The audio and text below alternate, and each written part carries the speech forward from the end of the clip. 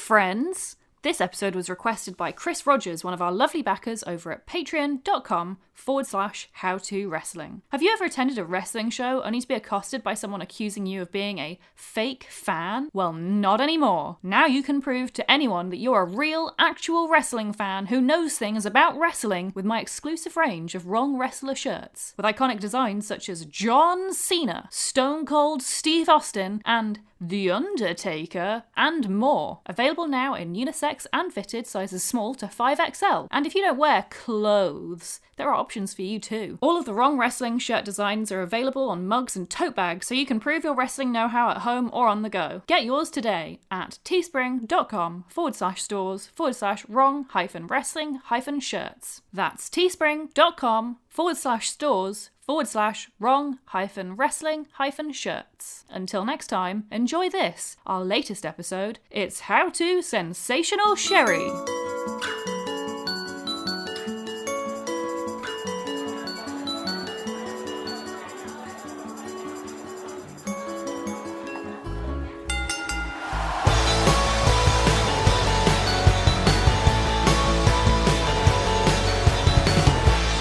Greetings, friends, and welcome to the episode of How to Wrestling, the world's first podcast detailing how to wrestling, how to get into wrestling, how to understand wrestling, and goodness knows maybe even how to enjoy wrestling. And we're in for a sensational time here this evening because this episode is all about, in my opinion, the greatest female manager of all time. It is the amazing Sensational Sherri. Hello everyone, it's me, your old pal, Cowboy Kevin Mann, standing up alongside my queen, Joanna Graham. Hello, Joe. Hello. How are you doing today? I'm doing very well now you've called me your queen. I know, right? I like that very much. Yeah, Sensational Joe Graham, I can call you as well. Mm-hmm. Joe, we're talking about a woman who's considered to be a trailblazer in the world of wrestling, a name who we've seen before on the podcast. If you are on howtowrestling.com, do check out the related episodes.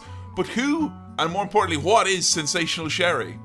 Oh, how to describe Sensational Sherri. What is she? Is she a witch?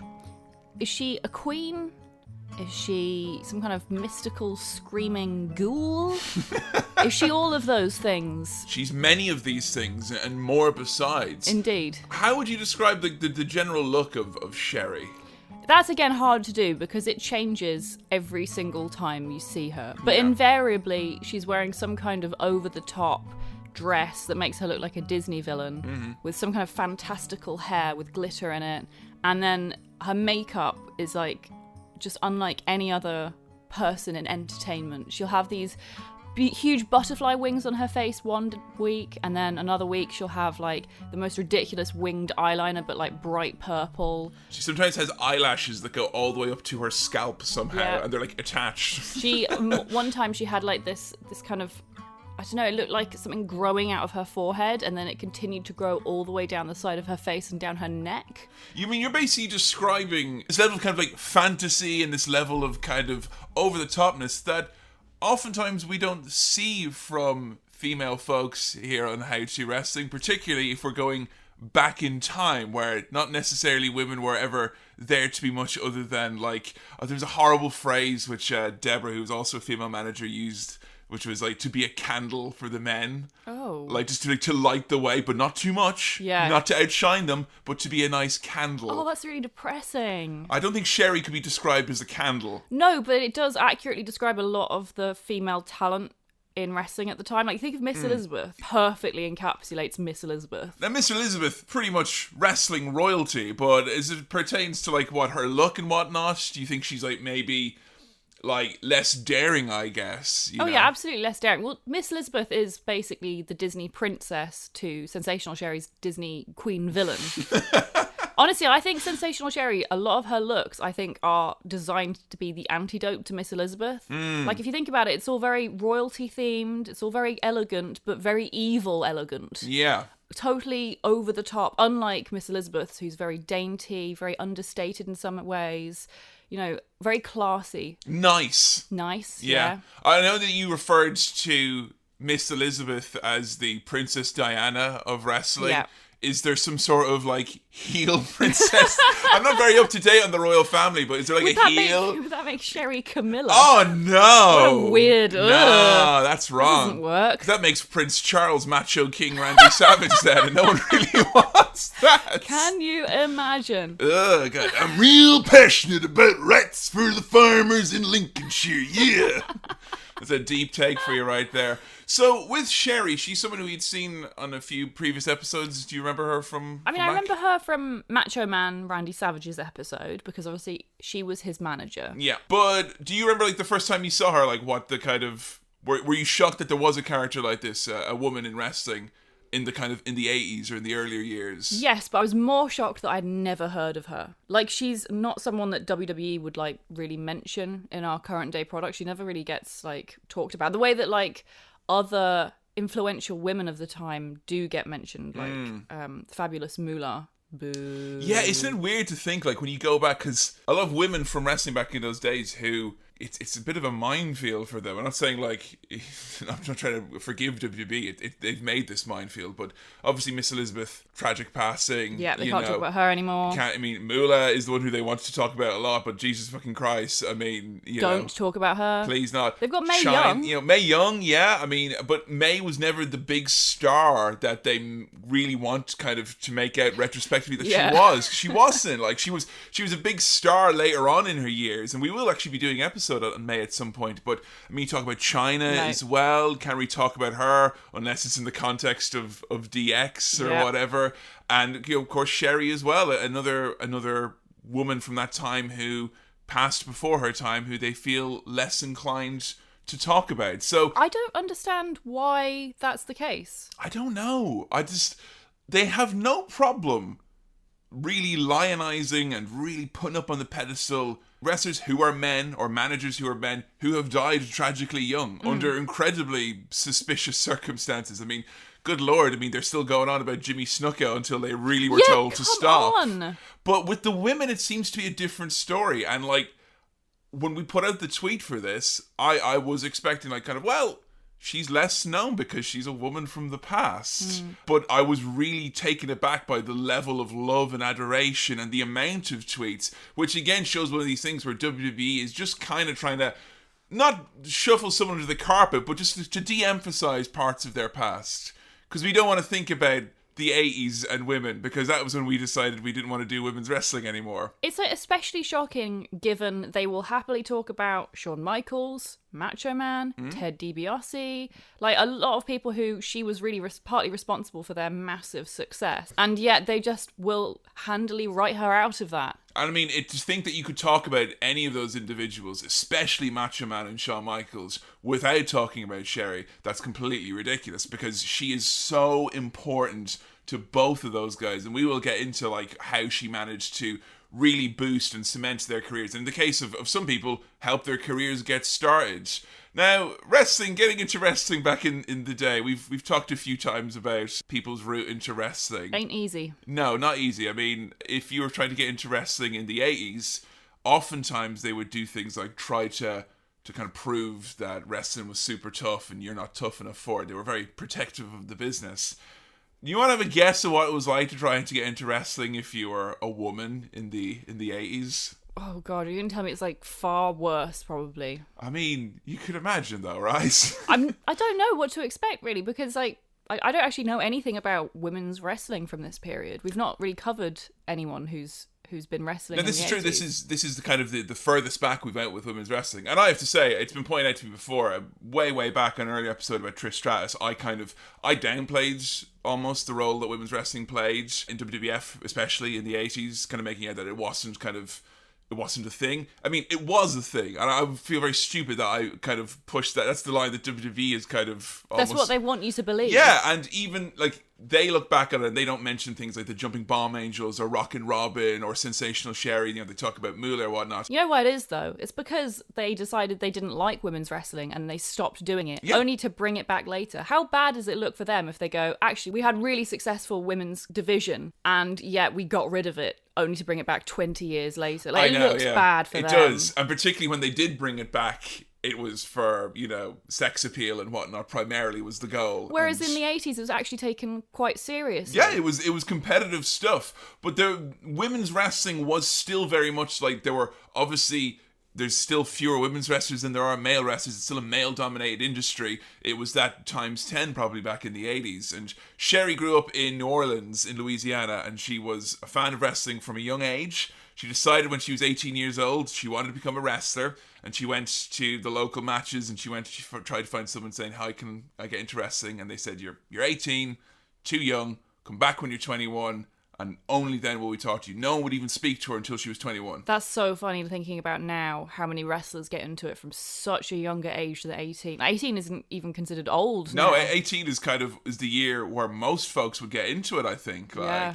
And if you think about, I think it's good, to be honest, because you think about Paige, she was taking bumps when she was 12. That's too young, yeah. It's way too young. So I guess there is kind of a happy middle ground there. Yeah. So she was told, don't come back until you're 21. She did come back when she was 21 in Memphis, and she had $500 to pay for her wrestling training. She went to the head trainer, gave him $500, and he promptly slapped her as hard as he could right in her face. Fucking hell. And she looked right at him and went, is that all you got? Oh my God. So that was the first test to tell if you were tough enough, because apparently there was, if you listen to male wrestling trainers from back in those days, there was an epidemic of women wanting to get into wrestling thinking it was easy and a way to become famous. So you had to hashtag protect the business even harder, to the point where you literally hand over money and you get an open hand slap. Now, if there's any job, including podcasting, where I were to get slapped really hard at the start, I probably would not do that job. No, I would cry and then try and sue them in some way. Like... I can't believe people go on about intergender wrestling, it's so sexist to women. Meanwhile, in the 80s, they were literally abusing women just to get them in through the door. Yeah, and I think the reality is for every person who thinks that they're protecting the business by being super tough, the reality is the $500 or $3,000 or whatever it can get up to in wrestling. That money that you collect, that non-refundable deposit, when you slap someone and they decide wrestling isn't for them anymore, that one actually, you still get to keep that money. And yeah, it turns out to be just the same on the books as people who actually have to train and take up space in your gym. So I always wondered how much of it is protecting the business and how much of it is... easy money. Easy fucking money, yeah. I bet they hated that she was like, is that all you got? That's the thing about Sherri, though. And I think, can we talk about that for a second? There is something a little bit different about Sherri compared to... if you compare her to the likes of a Miss Elizabeth, a very timid force maybe, but Sensational Sherri... very much, and I hate this phrase, one of the boys is what people always used to describe her. I'm talking about the men in wrestling who've worked with her. They always described her as being one of the boys. I mean, how does that sit with you? How do you mean? As in, is that a shitty thing that the only way you can really kind of make a name in wrestling if you're a woman at the time was to try and act like the boys or whatever, or do certain things? I mean, yes, it's shitty, but I get it. I've seen it. It still happens today in huge numbers of industries, like the music industry, for instance. You'll get ahead much more if you're one of the lads. And what does that pertain to, if in your mind, being one of the guys, it's or one of the boys, or it's whatever? It's being a cool girl. It's putting behind your own needs to put forward an image that will sit nicely in the palates of men. Yeah. Now, it's very interesting about Sherri that I watched some interviews with her, a couple of shoot interviews that she's done over the years, and she was asked several times, were you ever bullied, hazed, sexually harassed? And she was like, nope, no one ever tried anything like that with me. And I think pretty much from the get-go, if your entry point to wrestling is an open hand slap, I think it's pretty much, you gotta be bulletproof. Even if you were bullied or harassed, or you were... the butt of anything, you couldn't let on, I imagine. You had to just muscle through and be a badass. And if you're being introduced by being hit full strength in the face in your very first introduction to wrestling, then probably your idea of hazing and bullying isn't really going to be a fair margin compared to what a normal person might consider hazing and bullying. Yeah. To me, I would consider a slap in the face hazing and bullying. Yeah. And there's gatekeeping, and then there's gatekeeping, Yeah. like fucking hell. But what is interesting about that as well is I think that extends to not just being, have a tough skin and all that, but the expectations of partying and going out and being kind of, one of the crew and all that, and, being someone who can...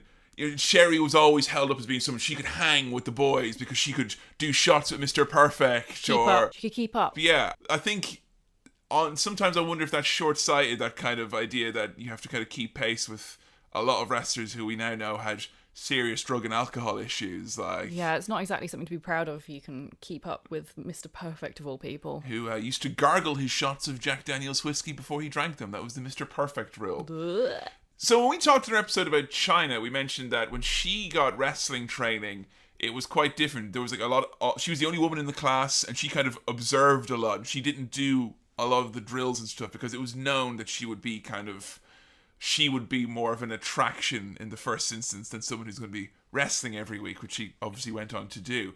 But Sherri tells it that when she was getting wrestling training, there was 2 or 3 girls, and then there was around a dozen guys.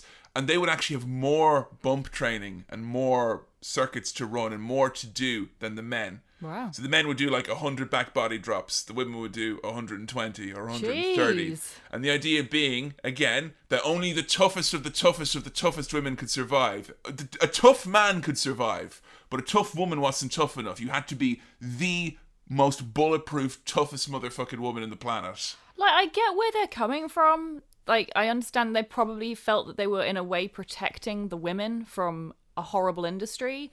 But Jesus, it's hard enough being a woman in a male-dominated industry without it then being made much harder comparatively to the men. Yeah, and I don't like this idea of protection where the end point of your supposed protection is, the cumulative effect of all of the incredibly horrible training you've put me through has made me realise that I can't do it anymore. Thank you for protecting me, though. Yeah, thanks. I really appreciate it. You ruined my life dream. I feel like I don't know enough about wrestling training to really comment on that, I guess, fully. I mean, a wrestling trainer, I'm sure, would know better about the extent of bump taking and how much it, forms how good you'll be at wrestling. But just the idea of if you see Sherri, she's not very broad. She's quite a slender. Oh yeah, she's tiny. I mean, the women of the 80s, good lord, we were watching some matches and clips. Yeah. They are a slender bunch, let's just say. Yeah, they're all so tiny. It's so strange to think now with just the diversity of women. I know it's something I complain about massively with WWE is the lack of diversity, but compared to the 80s, Christ. Yeah, I know, right? There was this one body shape and that's it. And you got a harder ring and probably invariably smaller shoulders and whatnot and smaller space to take bumps on. It's not particularly nice. So she ended up, because all the women dropped out of her camp, she ended up just training with the men then. So she ended up just doing the male wrestling training. So they were successful then. They were so successful protecting the women that none of them went through except for Sherri. Well, I wanted to protect the business by ensuring that there were no women Nice. to wrestle in the business. God.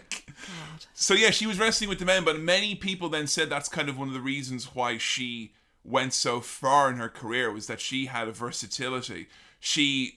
Early on, it was apparent that she had a bit of charisma. She was a beautiful woman. She could wrestle with women, and she could take bumps like a woman, as they were saying at the time, because the styles are so different. By like a woman, they mean much harder and better than a man because they're made to do it more. Yeah, but once it came to the matches that they'd be doing in the 80s, though, they would be taking less bumps than the men. They wouldn't be throwing punches. It would be considered a lighter style because you can't outshine the men. It's just a joke, isn't it? Is. It's just so insulting. But it worked to her advantage because she could do the stuff with the men. It meant that Sherri was then taking, cross body blocks from fucking Sting in the 90s and stuff like that. She could take big bumps from the big wrestlers because she was used to it. And she was thankful for that training. But I think we can look back and now and be thankful that's not the case. That's how you get in anymore. Yeah, because it's really sad to think of some of the really cool women's wrestlers that could have been successful if they hadn't been bullied and hazed out of the industry. Yeah, that's true. I mean, I was told from a guy who I knew who was a wrestler, he told me, and he trained as well, and he told me you tell on the first bump straight away, you'll know. You'll know from that first bump if they grimace, if they're like, well, fuck that, I'm not doing that. If you could just tell from the way the body reacts, if it's got this design that it will take it or it won't. So if you can tell from the first bump, I don't know what the point of the extra 20 on top of the 100 is. Yeah, seems a little unnecessary. So she trained with the fabulous Moolah then, who was pretty much the only person, if you wanted to get onto mainstream women's wrestling, she had the whole kind of business ring fenced. And there's lots about, I mean, have you heard anything about Moolah and the allegations and whatnot? Something about owning slaves, or treating her female wrestlers as slaves. All I know is it's fucking awful. Like, she is the most evil person in wrestling. And that's an accomplishment, considering I know, right? we've got Jimmy Snuka and all sorts of nasty bad Vince men. McMahon and Hulk Hogan and a long litany of people, some of whom we've done episodes on. So Moolah, the allegations range from completely to an extent of slavery, owning the contracts and essentially the careers and the destinies and the livelihoods of the women she trained, to abhorrent training conditions, allegations of a prostitution ring that she was running on the side. Oh, God. It's one of these things where, like, some of the women who she's trained with have come out and said, no, none of that happened. And some of the women she trained with have come out and had said something. So it's obviously the case that it happened to some and not others. Some and not to others. Now, as soon as Sherri mentioned in these interviews, and I read up that she had trained with Moolah, I was like, straight away, I had to find out if there was anything. And I found out very, very little, other than the fact that Sherri was kind of earmarked to be a star quite early on, which maybe meant that she was immune to some of the more criminal aspects of the training with Moolah. But they didn't get on. That much I could find out. Really? Mainly because Moolah thought that Sherri partied too much and was too much of a wild child. And she was given the advice from Moolah, which was, in wrestling, save your money, stay away from the men, don't ever date the men, and don't socialize with the men. I think to an extent that's really good advice. At that time, I think, yeah. What extent do you think, like?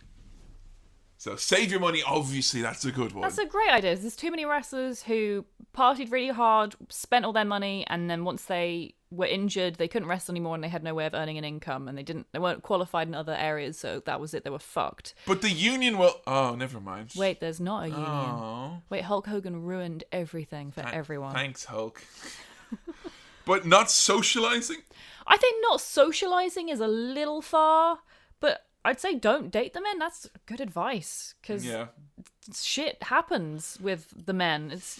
And rumors fly and people talk stuff, and it also, at that time, it would have reflected really badly on, I think, on any female wrestler. Yeah, you could imagine straight away if you were... Imagine a situation like Seth Rollins and Becky Lynch back in the 80s. Yeah, Becky Lynch would have been accused of sleeping her way to the top. Exactly, that's the only way it would have been perceived. Now, we all know Seth Rollins, the dirty boy that he is very much sleeping his way to the top. Yeah. Obviously, with his long black hair and the glint in his eye. Why do you think they call him the architect? He's a mastermind at dating his way to the top. Oh, I thought it was because there's nothing sexier than an architect, as we all know. But yeah, you're right. He's masterminded his way through here.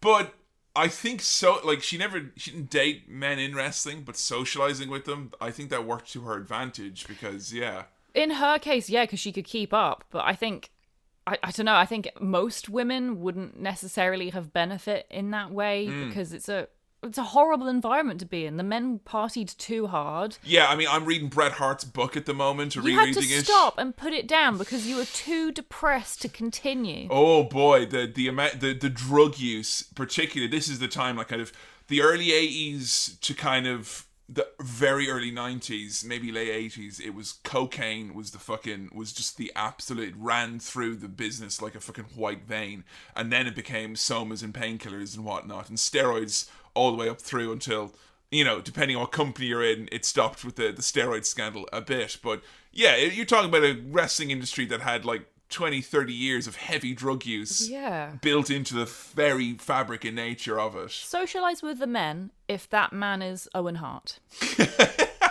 Well, I don't know. I mean, that's the thing, right? I always listen back to episodes and kind of think, all these people here, some of them have like some serious kind of personal problems or seem really wild. Owen's good though. Yeah, I'd want to hang out with him. Then you forget that he's the biggest prankster of them all. Oh, I know, isn't he? Yeah, he's a bit of a demon prankster. I don't know. I think that would set me on a slippery slope. Like, I'd be looking for Sandman after that probably, with all the pranks being pulled on me. I mean, you could argue that the pranking is a form of hazing. Yeah, that's true in its own right. It was interesting when she was asked about sexual harassment. She said she was never sexually harassed, but she said one of the reasons she felt that was was because she was always considered to be important. Like when she started in the AWA, she was the women's champion and she was the manager of like the top heel tag team. And then, when she was in WWE, she was the women's champion, and then she was, managers of a lot of the big names that we talked about. So she felt that she had that kind of protection, that people knew if you messed with her, you have these guys to deal with. But the best thing about it is I went and I checked out some interviews with like Ted DiBiase and Shawn Michaels, and the way they told it was, I was really glad to be with Sherri because if you messed with me, or then you had Sherri on your back. So they were kind of like thinking, oh God, thank God Sherri's with me because she's watching my back and no one's going to mess with me. That's nice, yeah. So yeah, she was in AWA, which had a lot of the stars. I think we mentioned in our Hogan episode or Bobby Heenan episode, a lot of the big names from the AWA. Vince McMahon hoovered them up, and she was a manager of the top heel tag team. She worked with a very young Shawn Michaels. Her team worked against them. She tells a very sweet story about when she met, like Shawn was like 18 or 19 maybe, young little boy, and she would see him and Marty Jannetty planning out their match with wrestling toys backstage. Aww. And she would just like watch these two little boys with their toys, and if they could do it with their figures, they could do it in the ring, they reckoned. Really? Yeah. That sounds like something that you might have said when you were 8. Yeah, thank God I wasn't wrestling in the AWA, because Vern Gagne would have had me out there throwing myself out the window like I threw Shane McMahon like. So she got a piece of advice from Larry Zbyszko, or she was told by Larry Zbyszko, who was one of the top guys in AWA at the time, that she was on her way to superstardom. Because, and this is a quote from Larry, with her look, the fact that she could talk, the fact that she could work like a man, work like a woman, and she had an ass like she did, it meant that she had longevity in the wrestling business, and she was going to be a star, but she had to be versatile. So that was why I think she realized early on, because even though there was women's wrestling, there wasn't money in women's wrestling, I think, that she had her eyes set on she didn't have her heart set on being a wrestler, first and foremost, which I guess is that's a smart way of doing things. I don't know, I do kind of feel it's a bit shitty that you have to kind of like the idea of coming into wrestling now and thinking like you can't necessarily wrestle because there's not enough money in it. You have to find another route. That's pretty impressive hustling on her part. Yeah, really impressive to be able to look at oneself and realise you have other abilities. But then, to be honest, if I was in that position, I was like, I could become a wrestler, which is really hard, and I have potential for injury, and my career probably won't be very long because, the body can only last so many years. Yeah, that's true, yeah. Under this amount of pressure and strain. Or I could just be a really good talker and just talk on a microphone and be a big star that way. I mean, it's tempting, isn't it? I mean, if you have that skill, I'd say, for me, I would always say, you take the path of least resistance. Yeah. The ones that leave as many holes unpunched on your bump card as possible, I think, is the nice thing to say. So Jesse the Body Ventura, who was in AWA at the time, he knew that it was a sinking ship, and he liked Sherri, and he knew that she was very talented. He was going to WWE, and he basically got her job there. He got her in touch with Vince McMahon. So she came into WWF. The idea was that she was just going to be a wrestler. They gave her the women's championship in her first match. Wow. She held it for 15 months. And we had already 15, I know, but she barely defended it. And when she did, it wasn't on pay-per-view or anything like that. She wasn't, like Sherri never wrestled on a WrestleMania or anything like that as a single star, as the women's champion. Did any women?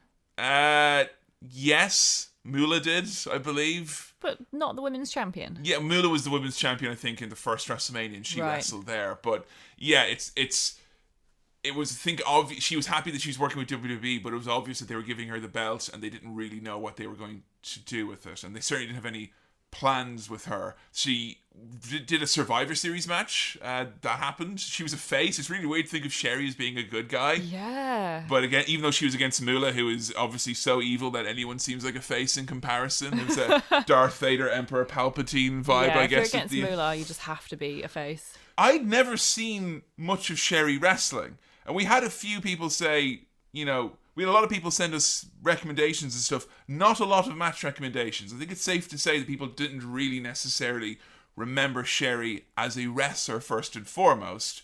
But we went and we found some ones that were well received. And our first match is Sensational Sherri, who's now heel, defending her WWF Women's Championship. Can you describe, when we saw it in this match, what the championship actually looks like? I just remember it was tiny. It was so small. I don't remember what was on. I don't know if I could see what was on it because it was so small. It was a very, very small, kind of palm of violet coloured strap on it.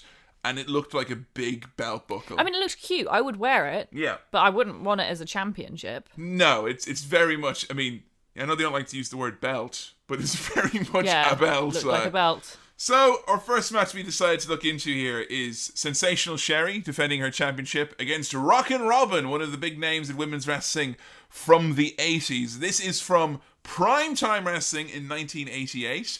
And if you don't know if you remember, Primetime Wrestling was essentially the Bobby and Gorilla Smile Time Variety Hour. And this one is coming to us from Paris, France. Yes. Now, this is an odd place for a championship match to take place. Why? I don't know. It's the 80s, Paris. Yeah, what's the deal? I don't know. So I'm not used to WWE. I knew they toured around and all that, but not used to them doing like television from another country back in the 80s. It was like hearing Bobby and Gorilla commentate over a French crowd was just not something I'd heard of before. It was really, I liked it a lot. Don't get me wrong. It was a very interesting looking arena. It was very, very different to the standard American one. There was like a lot of lights in the air and whatnot. It was very glow. Yes, it did have that vibe, didn't it? Like almost like Vaseline had been rubbed onto the lens. There was kind of like a purplish hue to everything as well. It was excellent. Now, listen, you mentioned when we were watching this match that they didn't really want women's wrestling at this time. Yeah. So my question to you is, why bother having a women's championship if they've already decided that they don't want women's wrestling? I think, honestly, some of it is probably to do with the relationship between Moolah and Vince McMahon Sr. and as that relates to Vince McMahon Jr. Because I think we mentioned our Vince episode, when he took the reins from his dad, there was a lot of people who was kind of like, you know, the Sopranos, that you have to give the envelope to certain people, and there was a lot of people in Vince Sr.'s inner circle, and it was like, you gotta keep Chief J Strongbow, you gotta keep these certain people in the inner circle. This is how this business and this territory works, and if you don't want there to be an uprising in New York, you kind of had to keep things going. So I always assumed it was Moolah was one of those people and part of that circle, and I think it was a case of, we'll keep this relationship going. Moolah trains, in inverted commas, wrestlers. Moolah is basically on TV as often as she is, but it was obviously winding down at this point. I would say by 86, 87, women's wrestling, like by 1990, it was gone. Wow. You know, actually by 1989, I could say even it was gone. To the point where I was really excited about looking at this match because I thought, well, they're in Paris, which means that it probably isn't an event where there's lots of other people like Hogan or Macho Man, so they're going to get a bit of time. And it's not on a WrestleMania or SummerSlam, so they're not going to get shoved into 10 seconds. You know, a lot of Sherri's matches were like 60 seconds or less, folks. It was really shitty. This is a good long match, so I was excited about it. But in the interview I watched with Sherri, she was like, I was scared for my life before this match. And it's like, why? It's like, because they told me I was going to drop the belt, and usually when you drop the belt, that meant that you were done. Oh, God. That's sad and true. Yeah. So she thought in this match, this is probably going to be her last appearance, and she'd be told, you're out the door then after this one. Oh. Now, Sensational Sherri, a fantastic look always as a manager. As a wrestler, what did you think to her outfit, her stylings, her entrance gear? The only thing I remember about her outfit at this point, because it's not anything like her later looks when she's known as a manager mainly. She's not full Disney villain at this point. In fact, she's wearing like Seinfeld's puffy shirt. But I don't want to be a pirate.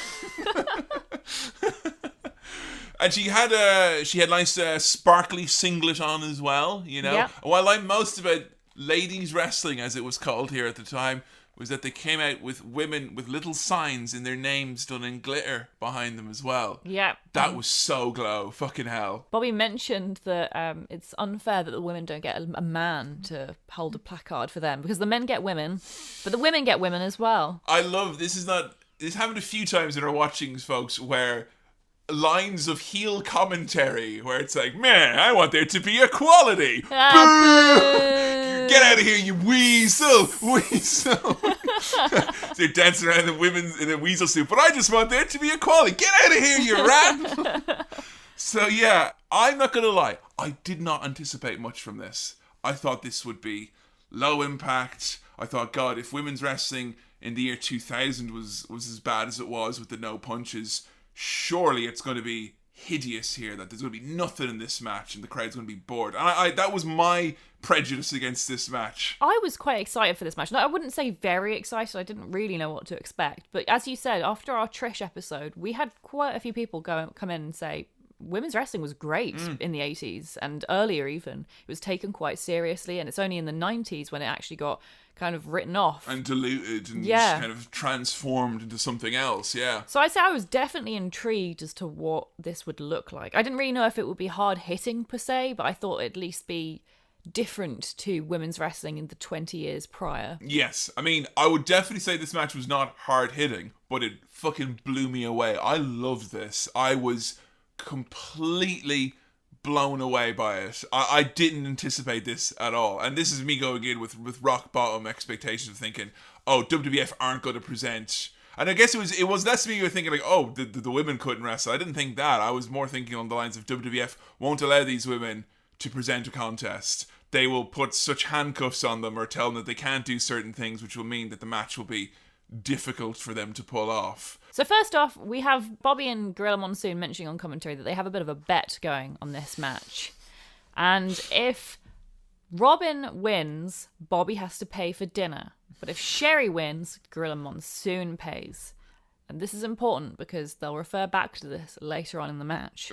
Pretty much throughout the match. What I liked most about it was that Gorilla Monsoon was making out that it was a sure thing that Rockin' Robin was going to win this match, because they were making like Sherri is the total like wimp heel in this. They're like, she never defends her belt, you know, like they're making out that Vince not wanting to book women's wrestling is because Sherri is lazy canonically, like you know. So they had, it was 29 days since she'd last defended the belt, and so she had one more day to defend it before it was going to be taken away from her. So she was only defending it because it would be lost anyway. You really like that little kind of wrinkle about the time limits. I think we could kind of do with that for Brock Lesnar. Had you not heard that before about the 30 days you have to defend your belt? That was like that was a thing that was used all the time. It's such a good idea. It really helps the narrative keep going. Yeah, and Brock really ruined wrestling. That was the thing, which I'm pretty sure as soon as Brock came around, they was like, we will never mention this again, ever, ever, ever. But I love the idea, even if it's on a house show or in a show in France or somewhere else. I like that idea that you're the champion and there's a responsibility.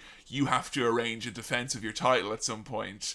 But yeah, it's really funny though, because Bobby and Gorilla the whole time, like Bobby's getting more and more nervous and tries to kind of downplay the meal, and Gorilla's like, you're going to be taking me out for a banquet. It's like, no, I'm going to take you to McDonald's. I'll get you some McNuggets. It's like, oh no, if I go to McDonald's, I'm going to have 2 double cheeseburgers and lots of McNuggets. Like, no, you'll have a kid's meal, you'll be fine.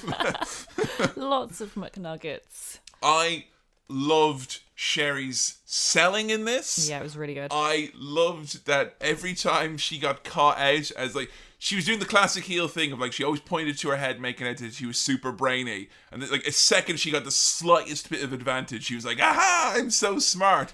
And then invariably she would get hit or slammed to the mat and would let out a comical yeah, there's a lot of screaming in this. I love that screaming. It's so fucking funny. In fact, my first top spot of this match was Sherri screaming at the referee. I think the ref counted to 2 when Robin kicked out of the pin. Yeah. And she screamed at him then. There's something about her scream, and I've mentioned this with Kairi Sane who's got it as well, but it's much more dark energy than Kairi Sane. But Sherri lets out a scream like a child who's had too much jam tart at a birthday that has really ran its course and went off the rails. Yeah. Like Sherri's there in her special dress at her 6th birthday party, face covered in jam, kicking over presents. Please stop, we'll give you toys. I like Sherri's gas-like hair.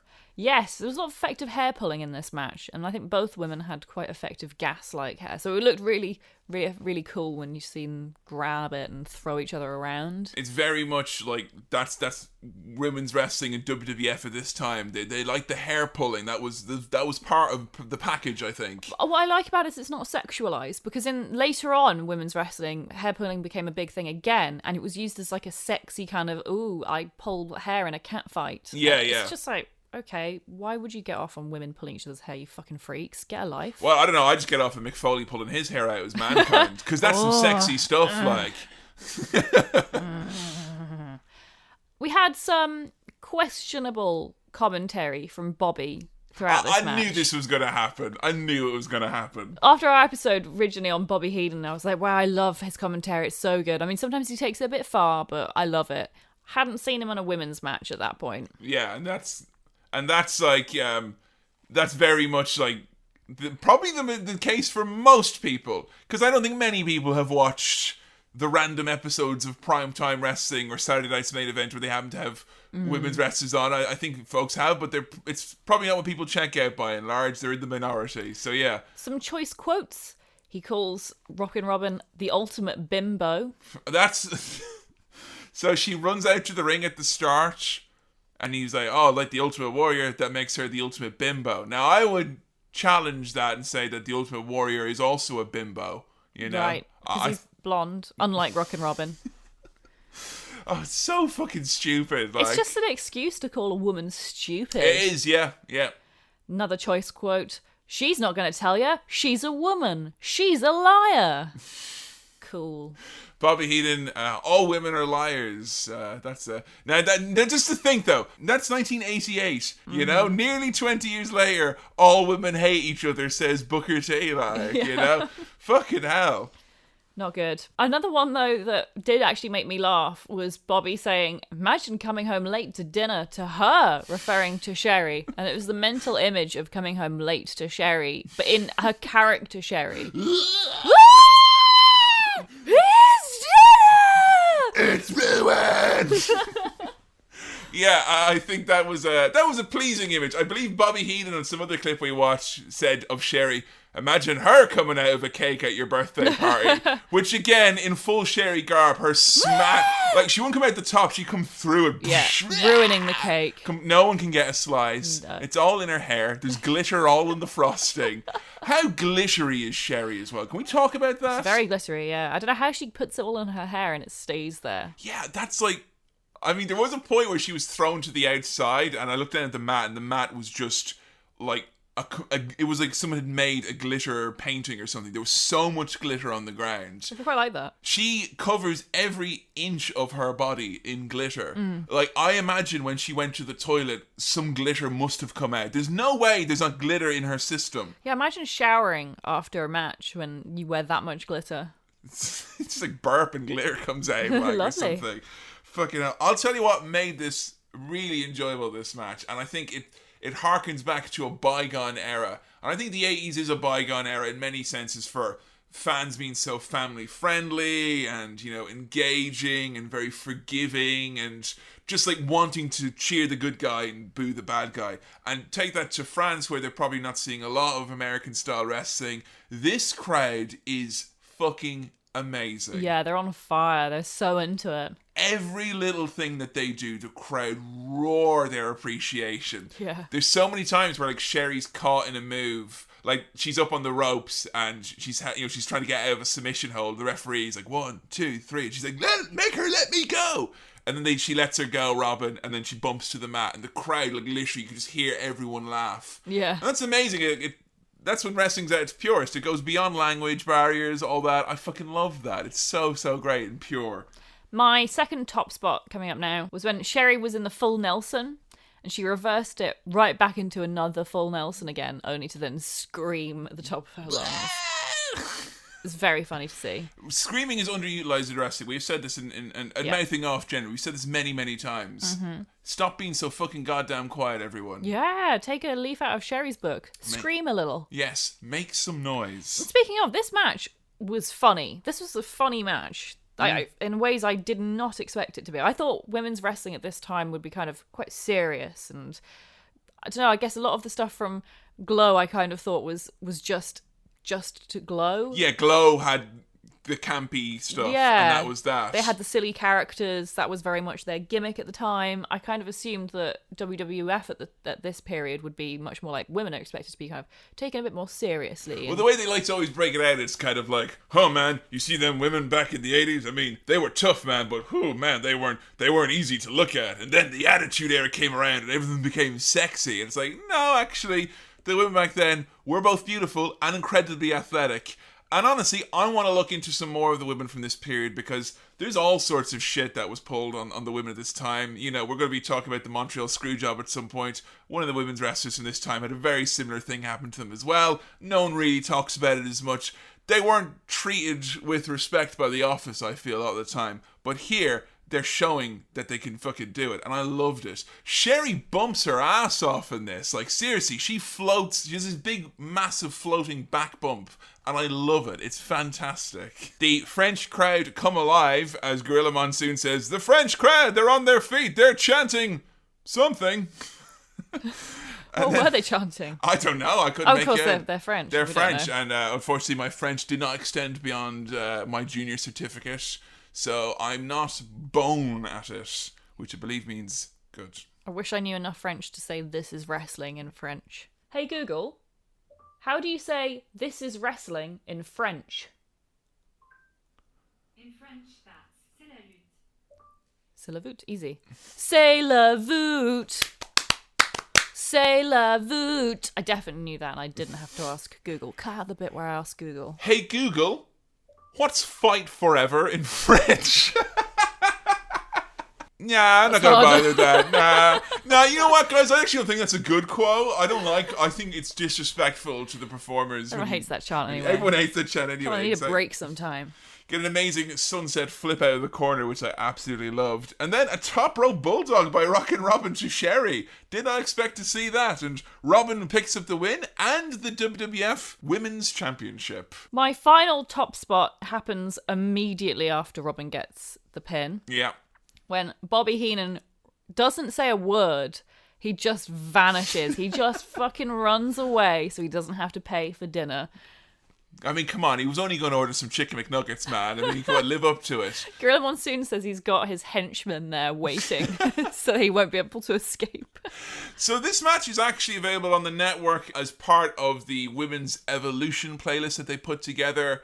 And for me, it was eye-opening in terms of seeing that, yeah, Sherri, known as a great manager, was a very, very, this is a really fun match. Very, very capable performer. Rockin' Robin as well. And yeah, I can only apologize for the misinformation in that Trish episode and my downplaying of it. That was total bogus. A Trish Revisited episode, probably well long overdue on the Patreon page, and we'll chat more about it then. But how did you find your first match with Sensational Sherri, Joe? I loved this match compared to what I expected from this era of wrestling. Like, I know this era of wrestling is different from the current day product, and I don't mean that in necessarily a bad way, but because it was also a women's match, I just didn't know what to expect. But this match had comedy, it had great vocalization, which I love, it had genuinely fantastic wrestling, like stuff I would expect to see in a current day match, if not even better. It's surprisingly fast paced. It was really fast paced at points. I really enjoyed it. I gave it 3.5 stars out of 5. Nice! So, shortly after this match, Sherri was greeted by Miss Elizabeth, who informed her that they were going to be involved in an angle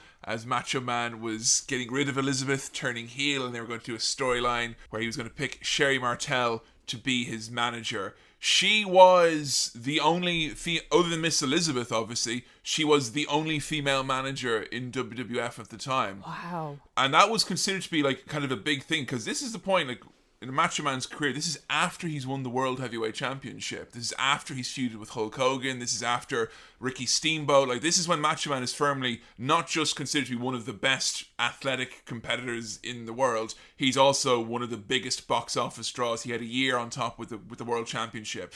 So for him to request specifically that Sherri is the way to go, that was really, really huge. And so that means Macho Man was the only wrestler in the WWF to have a female manager, and he had 2 of them. I had 2 of them.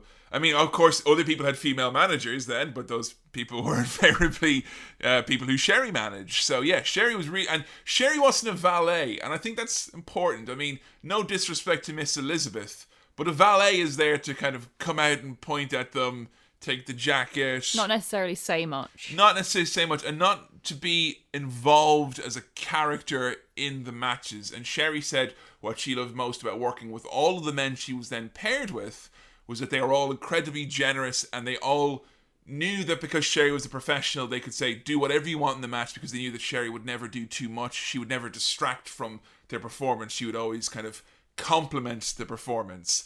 So she's going to get put with Macho Man, who's in the phase of turning into a macho king, and she makes the decision that she's going to have to look as different and as opposite as possible to Miss Elizabeth. So it's as I said, she's the anti-Miss Elizabeth. Yes, so if Elizabeth is demure, then you're going to have Sherri being outrageous. If you have Miss Elizabeth being quiet and peaceful, then you're going to have Sherri being loud and chaotic. And I think chaos is a really good word to describe the pairing of Macho Man Randy Savage and Sensational Sherri. Yeah, absolutely. They have such powerful, chaotic energy. This kind of puts into perspective the relationship between the two of them. And what was lovely about it, and I only found this out from the research and the interviews with Sherri, is that the three of them worked together on all of this stuff, and it was kind of a team effort. It wasn't like, sorry Elizabeth, me and your husband are going to go off and do fun stuff now. They were still all together doing this stuff. Now, I was a bit concerned about Randy's controlling nature, let's just say. Yeah, because in our episode on Macho Man, we found out that he didn't treat Miss Elizabeth with much respect. No. He was very controlling. Yes, routinely locking her in rooms, locking her in their home, saying you've got 7 dinners for 7 days. Oh God, sad. Being controlling. And Sherri was asked about it. She said that it was really sad because he obviously loved her, but when you love someone in that kind of scary, compulsive way, you can't see what you're doing. I don't think he realized just how fucking scary he was being.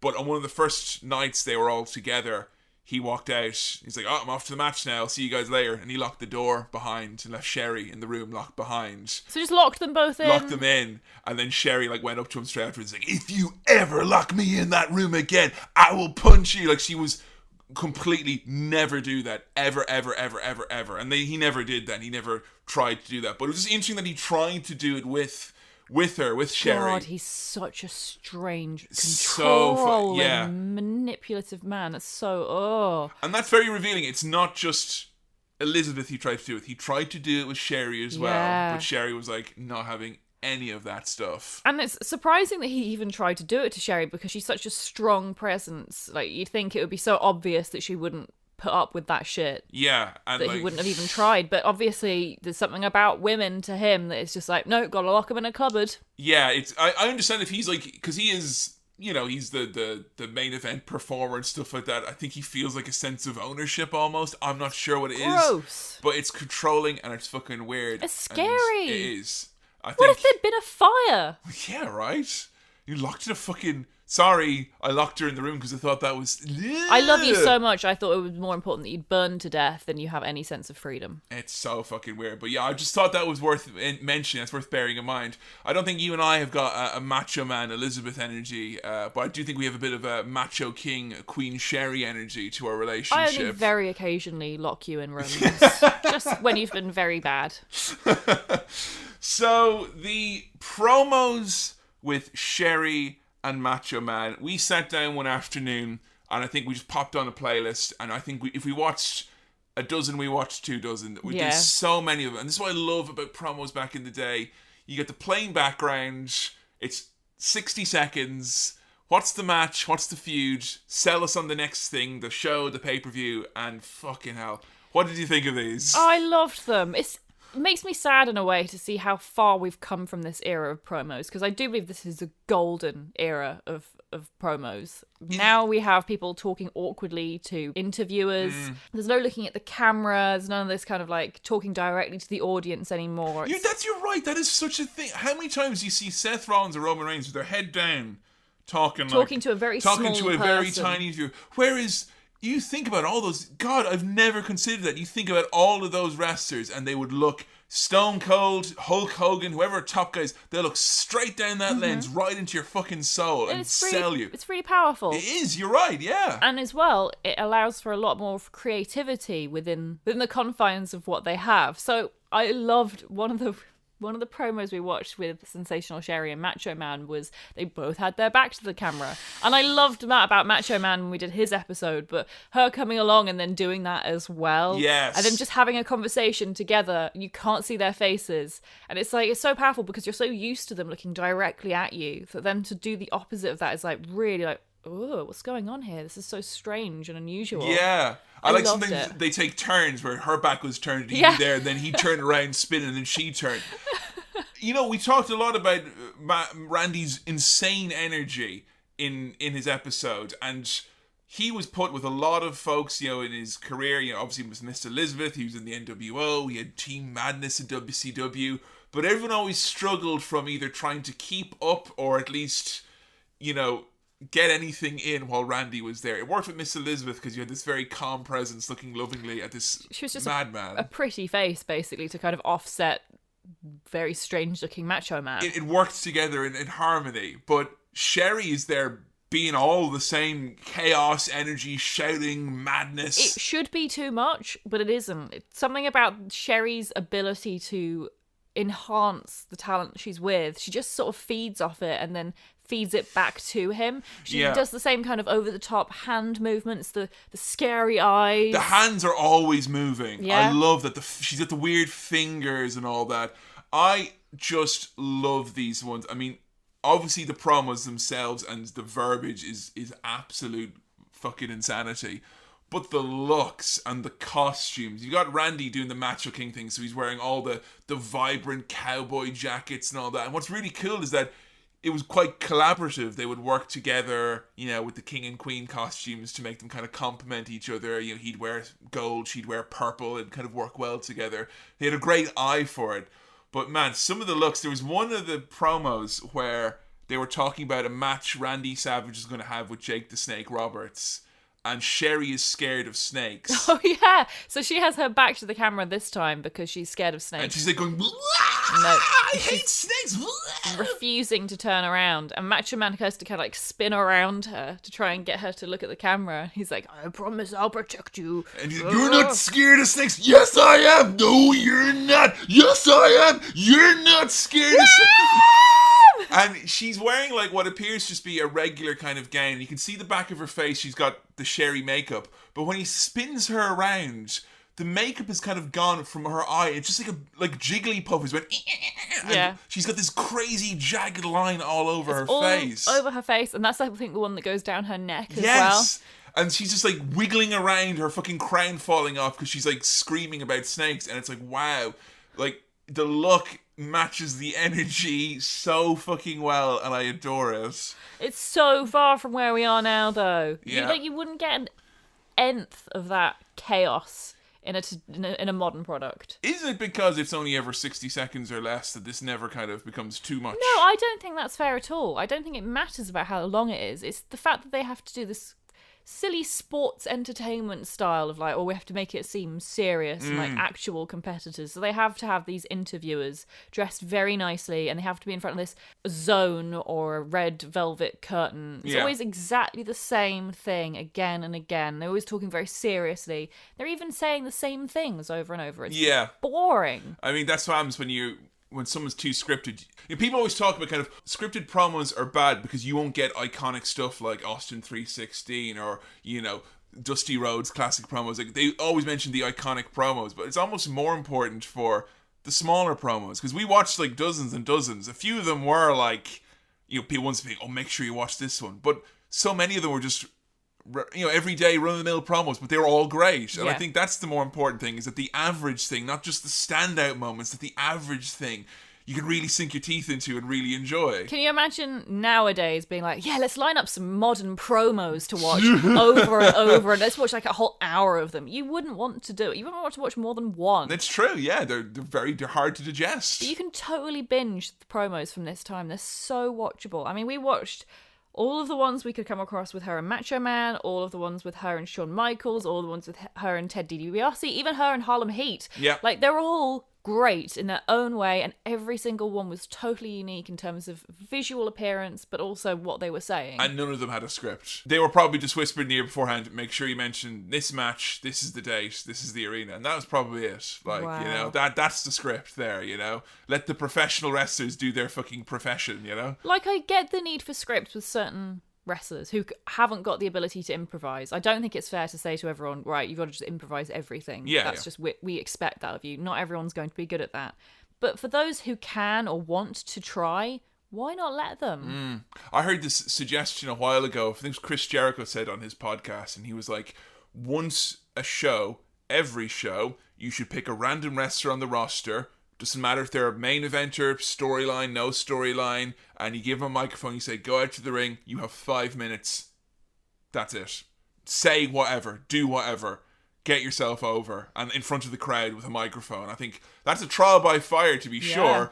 If it's a tape show, you don't necessarily have to air it, but maybe it'll help the talent get a little bit less trepidatious about it. I don't know. It feels like it's, when you see this classic stuff, you can't help but feel there's something wrong with the way things are going currently. Like, what was your favourite Sherri look from the Macho Man promos that we watched? Oh. I mean, we could take some of the matches and stuff we saw as well, if there's any particular one. I think my favourite one, then, if I'm allowed to include matches as well, is from our next match that we're going to be covering. Okay. Where she's wearing a purple dress with a really high angular neckline that makes her look exactly like the evil queen from Snow White. Yes. She looks like such a villain. She looks like she's got a heel mirror somewhere in the Yes. back. Like. Yes. I think my favourite one is just because, like, she obviously wore a lot of the ball gowns and the tiaras and stuff, but she changed it up so much. There's a great one where she's just wearing, like, this fucking power suit, this, like, purple blazer with the big shoulders, and just 2/3 of her face is pure purple, and it just, she looks fucking like something from an anime. Yes, definitely. Love it. So good. And I will be remiss. We mentioned a lot about Macho King and Sherri, and they had a very special chaotic energy.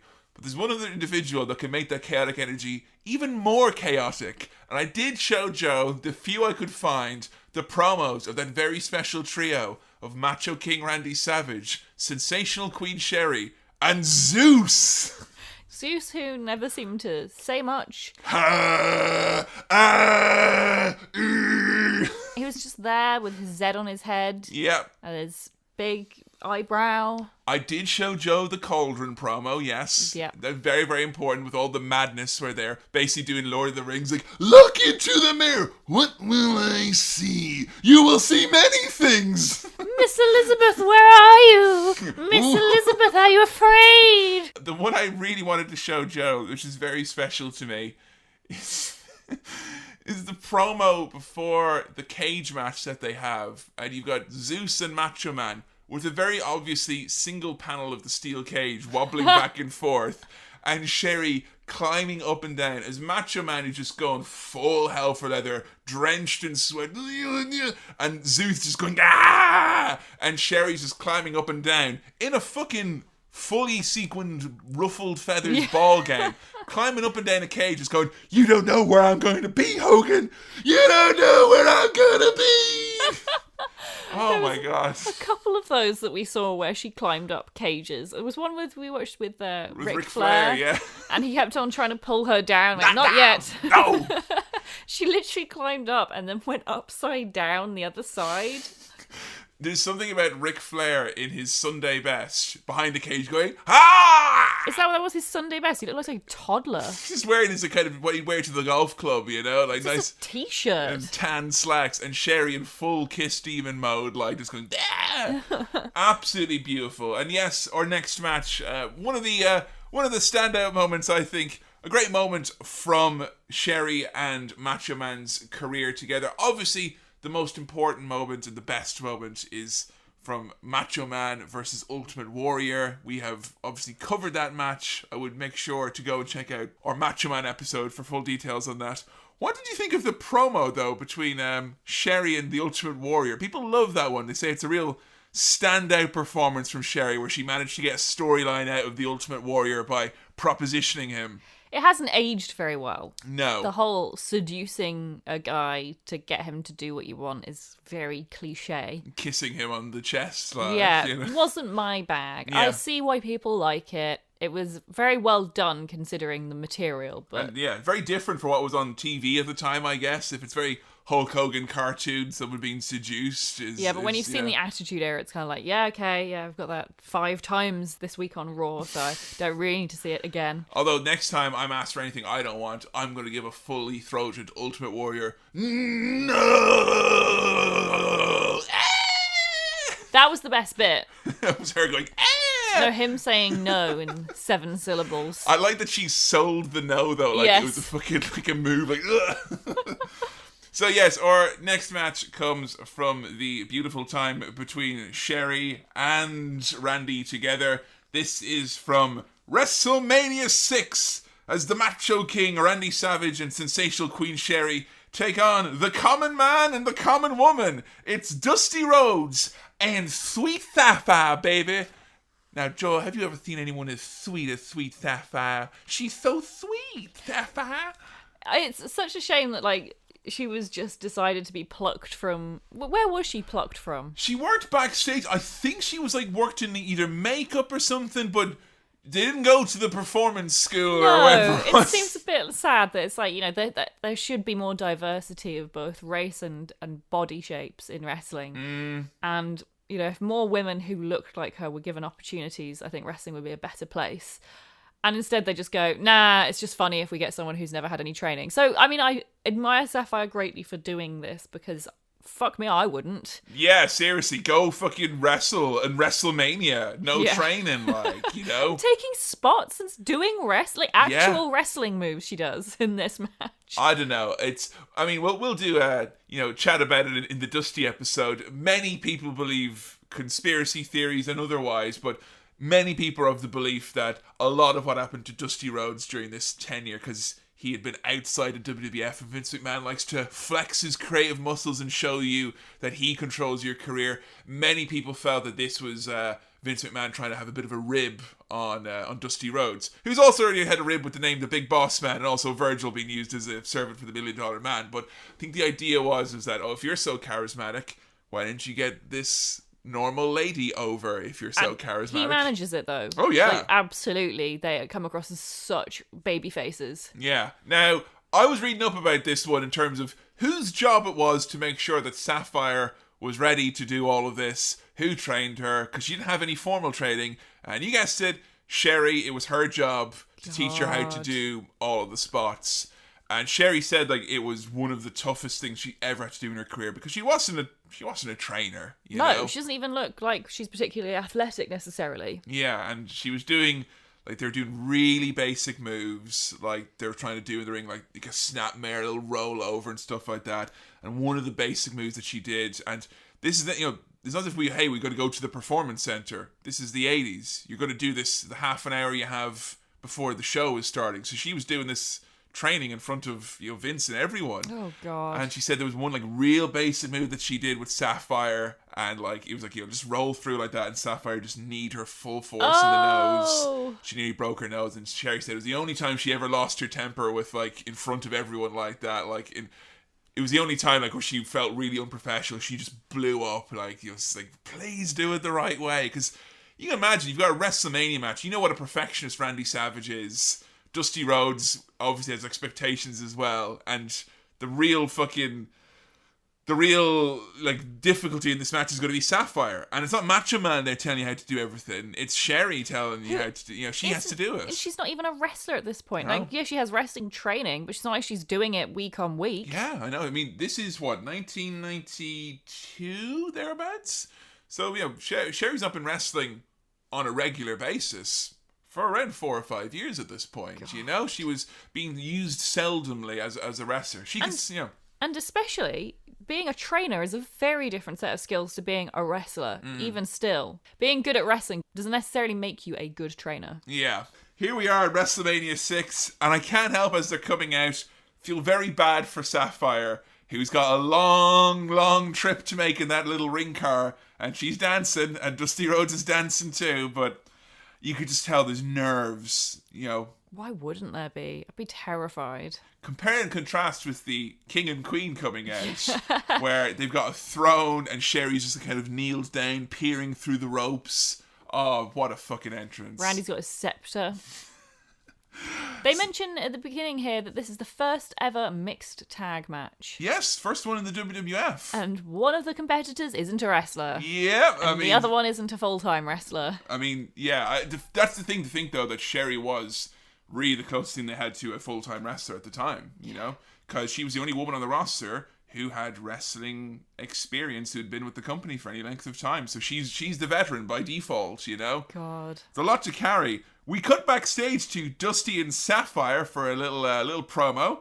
Sapphire gets one word in, I think. Yeah. She's like, yeah! Like, that's enough now, you Sapphire. Keep talking now. You don't need to say anything. American Dream's going to take you through.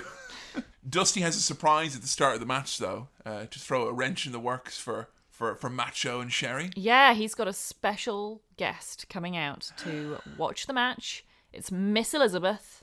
The reaction. Yeah, oh, they fucking love her. God. Princess Diana rolled out again. Yeah, she comes out and the crowd is just like, here is this woman who we fucking love. Probably people crying. Yeah, there's like, I don't think anything has ever come close to the emotion that they got with fans through Macho and Liz, and it's so sad really to think about it. And Sherry's a big part of that, I think, as well.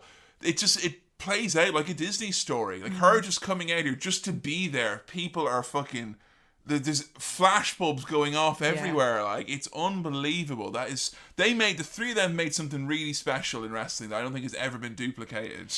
They mention as well on the commentary that the men and the women won't be, although it's a mixed tag match, they won't be directly fighting each other. It'll be men versus men, women versus women.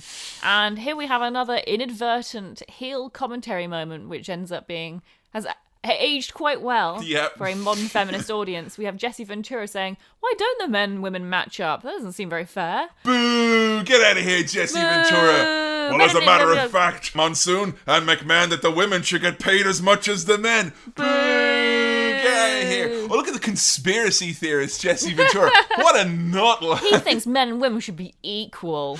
It's so fucking funny. Like, he doesn't even dress it up in a heelish way. Like, he's just like, why can't the men and women fight? Oh, get out of here. You're a liar. Get out of here.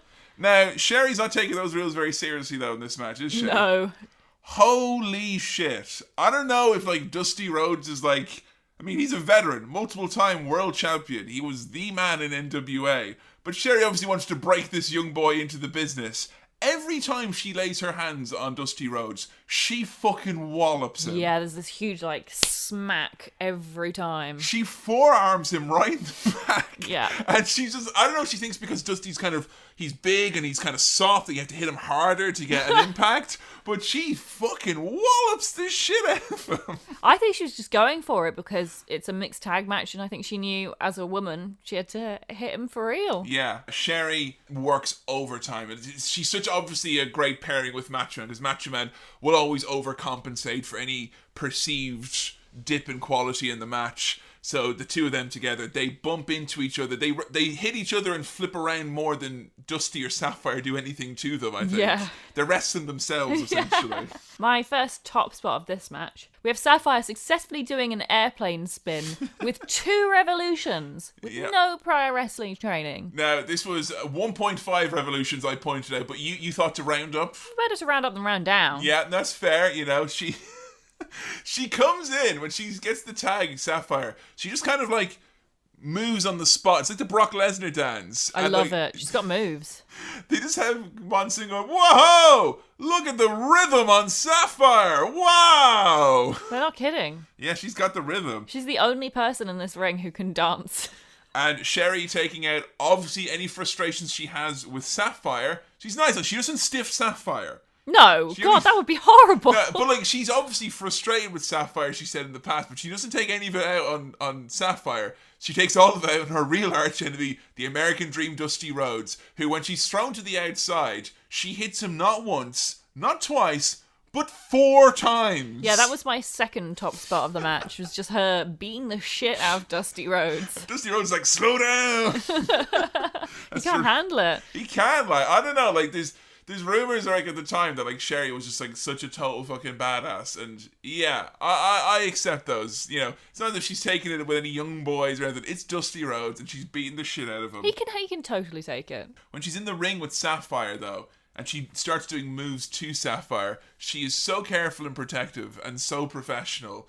I would say the offensive maneuvers she does to Sapphire amount to a gentle toss. It's pretty incredible how there seems to be a lot of wrestling in this match between Sapphire and Sherri, considering Sapphire hasn't really had any prior training. But most of that is actually just Sherri wrestling herself, which leads me on to my third top spot, which is Sherri suplexing herself. That is amazing. Like, that is, she puts her head in Sapphire's arm. Sapphire doesn't even really know to put the arm over for a suplex. No, she doesn't do any of that. She holds her like it's a DDT. She barely even, like, rolls over. And then Sherri somehow, using her head strength, I guess, flips her entire body over. Yeah. It's the damnedest thing. It looks quite painful to to Sherri. She's just working herself. I have to say, I was impressed by the work rate in this one for the fact that it's a mixed tag. So oftentimes where it's like a mixed tag, and particularly a mixed tag involving someone who's either got no wrestling training experience or very limited wrestling training experience. I mean, the mixed tag in WWE, as it went for many years, was the men wrestled for, 10 minutes of the match. The women come in for either the finish or for a spot that leads to the finish. But the women were in here more than the men. Yeah. That was very impressive. Now, most of the action for the women was Sherri, who does a top rope splash to Dusty Rhodes in this. Yes. And goes for another one as well. It's very, very impressive.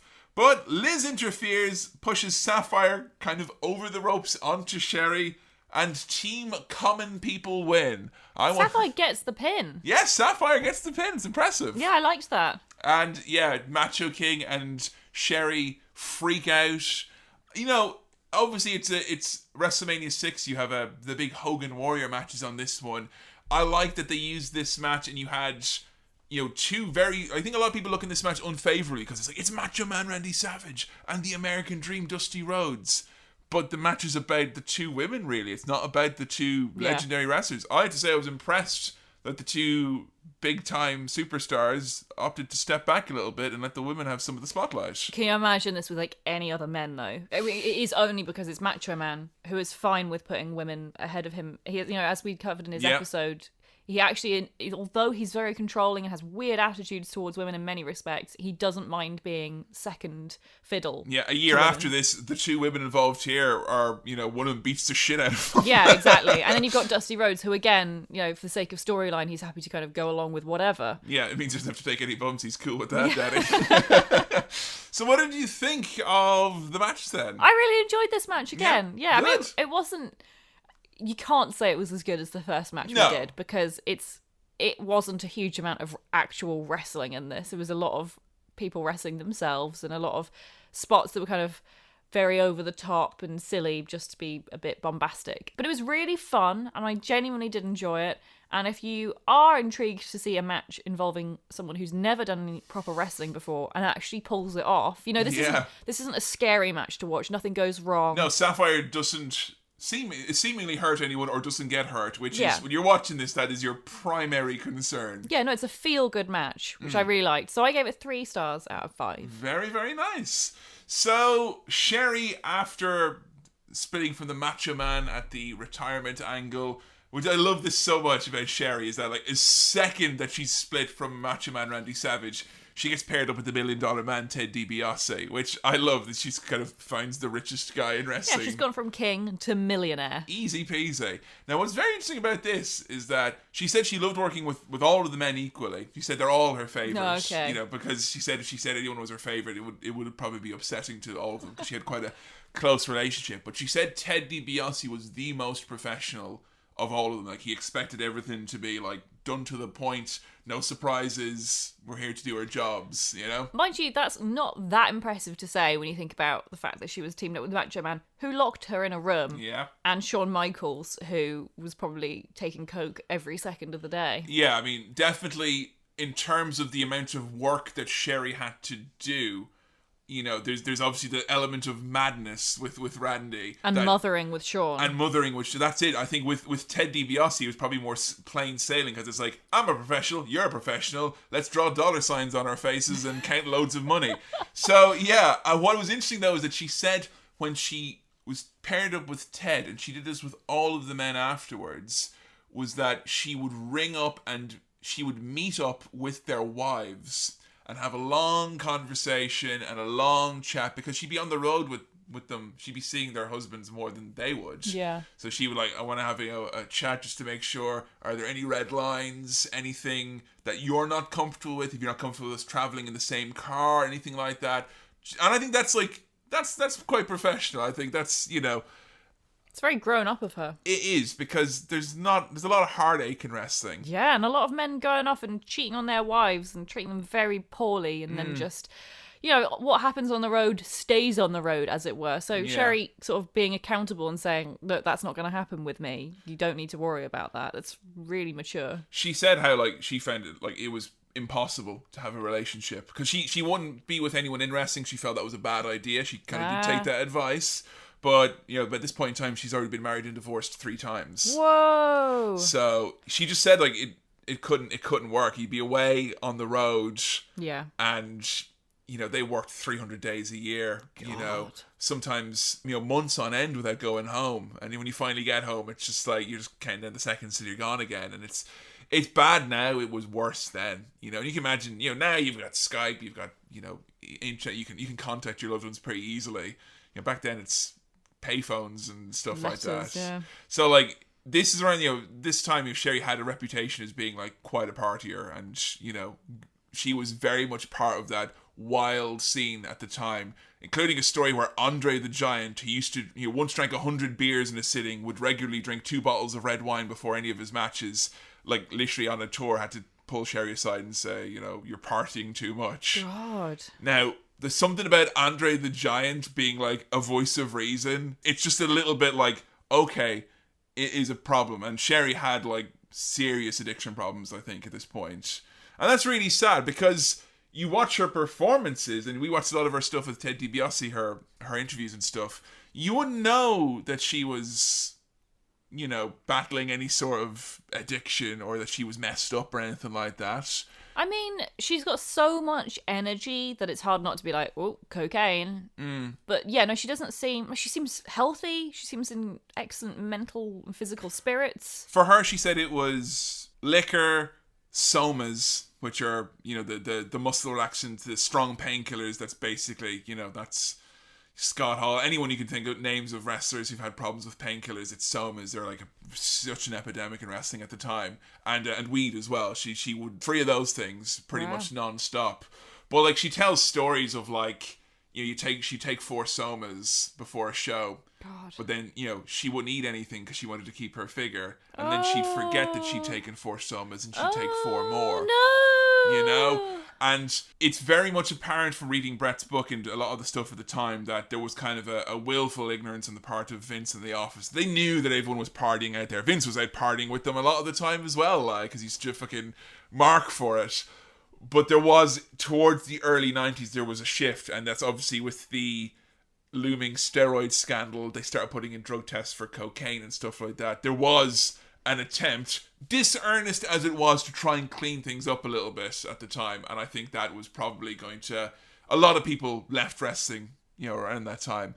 So yeah, Sherri was with Ted DiBiase for a while, and I think that was a really good pairing. There's something about Sherri holding large quantities of money in her hands, having money on her face, on her dress, and a completely different look again now. It's the kind of the fifi dresses, the puffy dresses with the ridiculous puffy shoulders. It's essentially a lot of the boo-hoo party wear that's on sale at the moment for anyone in the UK.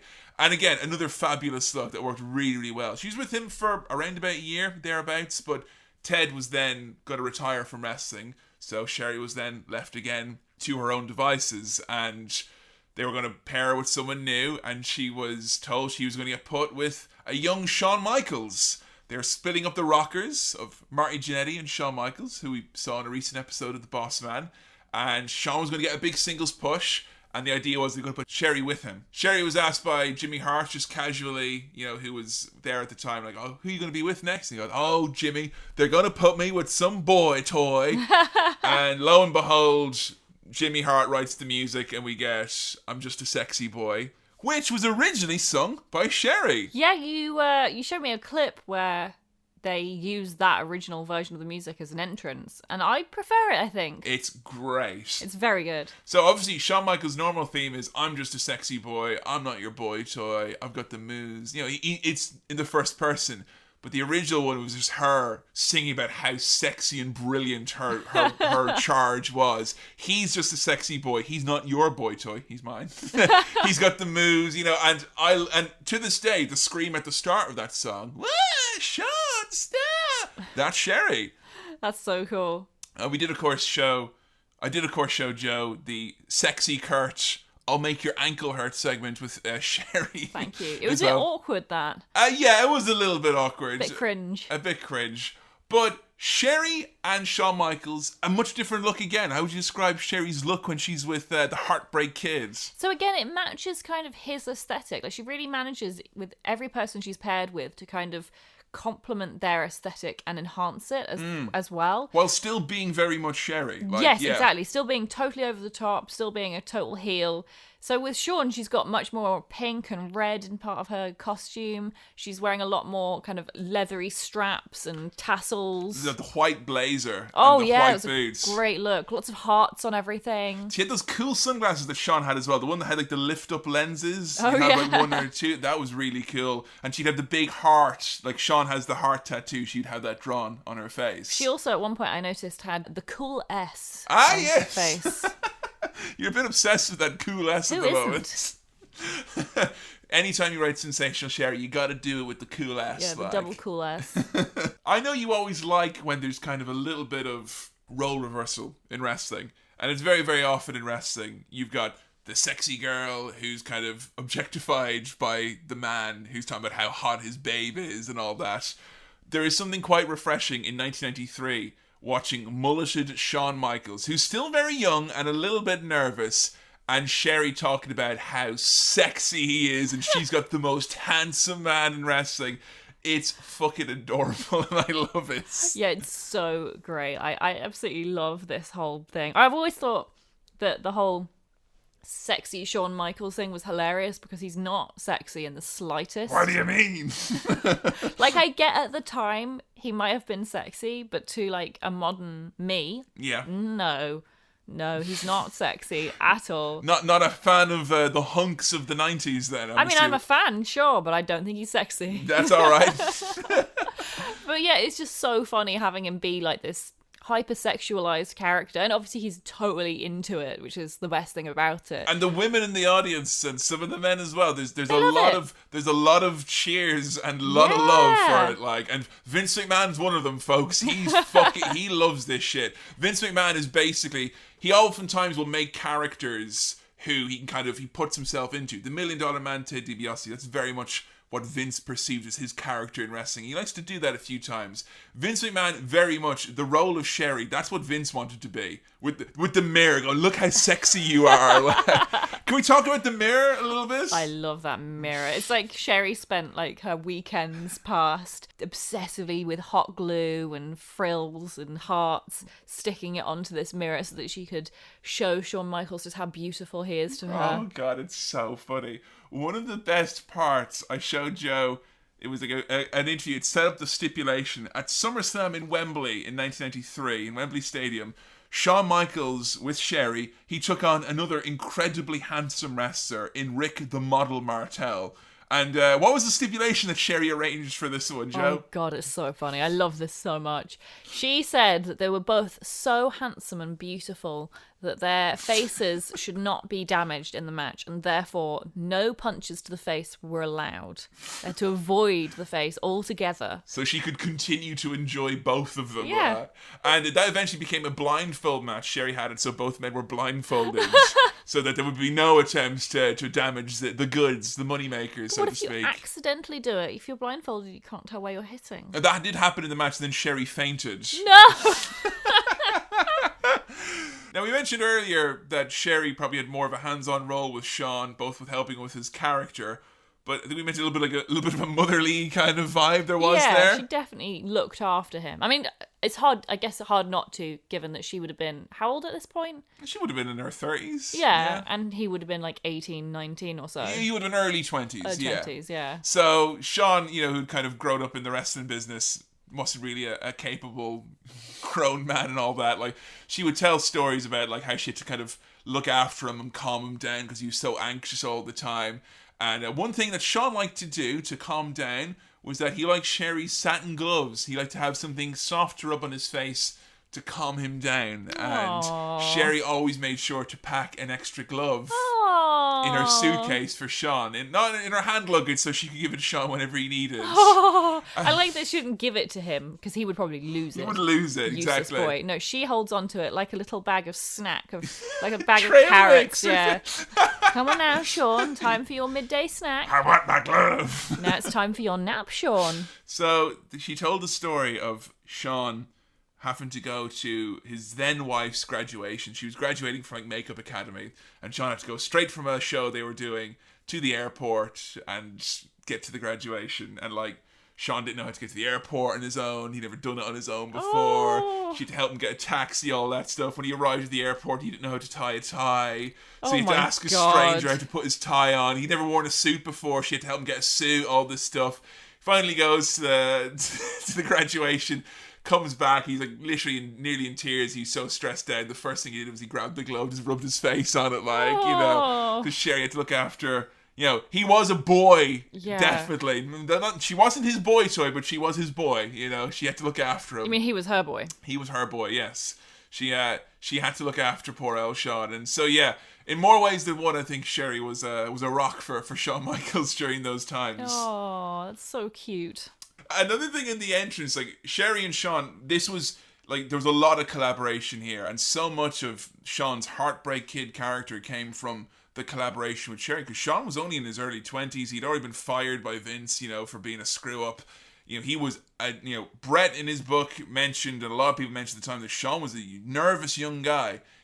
People thought you'd see Shawn Michaels at the time, you'd see the bloody fingertips. He's always biting his fingernails because he was so nervous. Don't tell me that. And he credits Sherri for not only looking out for him, but also giving him confidence. Because if you're a young guy like Shawn Michaels at the time, and it's like your new manager is Sherri, who has been with Ted DiBiase, top guy, Macho Man, top guy, all these big names that she was associated with, that meant like, shit, you got to take this seriously.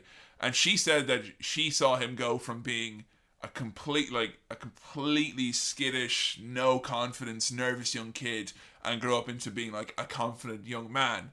Now, obviously, that confident young man turned into something else. More on that in a future episode. But she helped him find his confidence, and I think that's like a real credit that Sherri really, like, Shawn Michaels is one of the most important wrestlers in wrestling of all time, and I think a lot of the fact that he managed to get over, that is because of Sherri, and she's so important. It cannot be stated enough. Like, if she's important to Macho Man and Elizabeth is important to Macho Man, she's 10 times as important to Shawn Michaels, because Macho Man was already a star when she came along. Shawn wasn't, and he became a star because of her. And they were really creative with some of the stuff that they would do, and oftentimes they went a bit too far.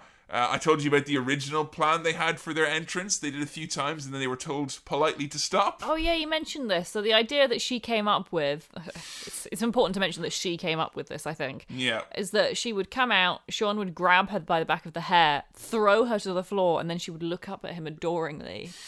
It's one of the few occasions where Vince getting involved and saying, actually, guys, don't think that's a good look. Paid off. And it's funny though, when we watched the Kurt Angle bit with Sherri, they did that bit where he threw her down to the ground, like.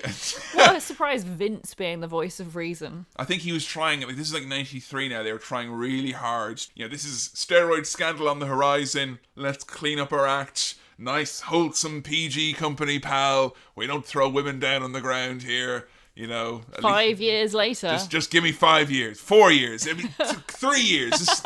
Just give me a little time, and then you can do it. Like, So they did an angle between Sean, he was feuding with. This is like kind of sad what happened with Sherri. Like a lot of her tail end of her career in WWF, she was involved with big angles with Sean and his various feuds with Tatanka and whatnot. Then there was a big feud between Shawn Michaels and his former partner Marty Jannetty, like the Rockers feuding with each other, and that's big, that's huge. They had a big match for the Intercontinental Championship. It was Sean and Marty, and at the end of the match, Sean went to hit Marty with the mirror, and he smashed Sherri with that mirror, and Sherri got glass everywhere. Now Sherri did actually get a bit of glass caught in her eye doing that. So it wasn't a worked mirror. I think it was a gimmicked mirror, but as we saw in our Boss Man episode as well, even gimmicked glass getting underneath your eyes, it's not nice. So the sad thing was that this was meant to set up a Sherri face turn. She was going to be with Marty Jannetty because the boy toy Sean didn't visit her in the hospital. He only wanted her to advance his career, and she was going to align with Marty Jannetty, who had a litany of personal problems of his own, and he was thrown out of the company. So then Sherri's left without any sort of an angle. No, it's a shame. It's a shame. And we watched some promos leading up to a feud with Luna Vachon. Have you seen much of Luna Vachon before? I've only seen pictures of her, but she seems awesome. She's got the fantastic makeup on her face that makes her look really scary, like a ghost demon. We watched the promos between Sherri and Luna Vachon, which has to be the most metal thing in WWF in 1993. It's just them both screaming.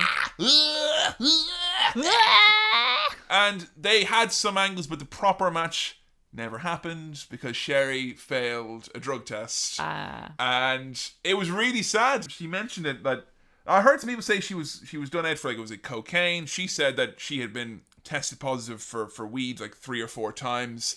She's basically told if it happens again, you're out the door. And they showed up to TV and it was Vince and Bruce Pritchard's we gotta go talk, and she knew straight away she was being fired. And the really sad thing was she didn't tell anyone because she felt so ashamed and embarrassed, and she didn't want to say goodbye to everyone, that she just kind of went away ghosted. Quietly. It's so sad. That's sad. She talked about that with a lot of regret, that drugs cost her dream job, basically. Yeah. And she blamed it, life on the road, where you're kind of trapped in a hotel. You're a prisoner in a hotel room where you could go out and have a good time, and she went out and had a good time. But when it stops being going out to have a good time and it's painkillers to get through the day, and that's affecting your performance, it's really sad. And I think with the case of Sherri in WWE, she was shown the door before her demons got the better of her. The same can't necessarily be said for her career in WCW. Now, she did go to ECW for a little bit, and I mean, you can imagine Sherri being kicked out for drugs in WWF, and then you go to ECW. Yeah. She was asked in the interviews, what were your memories of working in ECW? She says, I have none. It was a complete fog. Oh, the whole that's thing. So sad. She worked with the champion Shane Douglas and all that, and she was over and fans loved her, but she doesn't really remember it, and that was really sad. So she was then into WCW, like a lot of wrestlers at the time. Like a lot of people who left from WWF who were big names were just being signed up, mainly because the person in charge, Eric Bischoff, felt they have name recognition. They've been in WWE TV for years and years and years. I'm trying to target some of their fans. Why not bring in all of these names? That's why Bobby the Brain, Mean Gene Okerlund, the names that make you feel familiar with a show of wrestling, they were brought in en masse, even though a lot of them were past their prime. Bobby Heenan, we talked about how his run in WCW was most certainly, a lower point in his career. So Sherri was brought in, she was paired up with Ric Flair at the first instance, but then after that, they're going to put her with Harlem Heat. It was a tag team that featured Stevie Ray and a young Booker T. Yes, he looks exactly the same. And she was renamed Sister Sherri after being Sensuous Sherri because sensational was a trademark. Now, why do you think they put her with Harlem Heat? I have no idea. It seems very random compared to who she was previously put with. Yeah, I know, right? Single competitors. I don't know. No idea. So I tried to find out, and the reason originally was they were going to put her with Ron Simmons, Farouk. He would have been part of the Acolytes, the APA. I'm not sure if you're familiar with them. No. First ever Black World Champion, big, powerful motherfucker, great wrestler, really great wrestler. And it was 1994, and they wanted to put her with Ron Simmons, and the reason was because of the O.J. Simpson thing. They thought it would be good. What? To have a big black guy with a white lady as the manager. And then people from Turner came down and said, no, that's not politically correct. This is in bad taste. So they thought, well, let's put her with 2 black guys instead in Harlem Heat. Okay. So the idea was to somehow get heat from the OJ thing, which I'm really glad she didn't get paired with Ron Simmons, because can you fucking imagine that company? As bad as WWE was, imagine WCW trying to do something about the OJ thing. Fucking hell. That'd be terrible. And there but the grace of God went Ron Simmons' career. Good thing you ducked the fucking OJ gimmick they were going to fucking run that by. Would not have gone down well. Poison it would have been. So, see Sister Sherri with Harlem Heat. And it is admittedly a little bit random. Although, Harlem Heat, again, they were very young guys in wrestling, and they credited so much to Sherri, saying that she helped them, she looked out for them. A lot of the people in WCW then, you had Hogan, you had Ric Flair, you had Macho Man, you had basically a lot of and Ted DiBiase, a lot of the big names with sway there had worked with Sherri, so she still had that kind of sway and that influence. She was a big, big deal. But I'll be honest, we watched some WCW stuff, and it made for some sketchy viewing at times, I think, for lack of a better term. Yeah, it was strange. I mean, I think the best thing about it was that Sister Sherri looks like heel Elaine from Seinfeld. That's what I have to say about that. I mean, everything about Sherri, you still got all this stuff with Sherri. She's got great presence, amazing promos, great looks still, even though WCW is a little bit more Wild West. But we had a lot of people send us on. There's a match in this segment. They wanted us to talk about Sherri's angle with Colonel Rob Parker from WCW at the time, who's involved with a group of similarly Southern good old boys, Dick Slater, and my all-time favorite name in wrestling, Bunkhouse Buck. Basically, she feuded with the cast of Mice and Men. I was very disappointed that Dirty Dick Slater and Bunkhouse Buck weren't the other way around, because Bunkhouse Buck looks like a dirty dick. He does, doesn't he? And Dirty Dick looks like a Bunkhouse Buck. Bunkhouse Buck, to describe his look, you said he looked like Batista a little bit. Just in the face. In the face, and he's like very kind of strange, in the eyes, he's got Batista's kind eyes. He's got a look that could best be described as full of grits.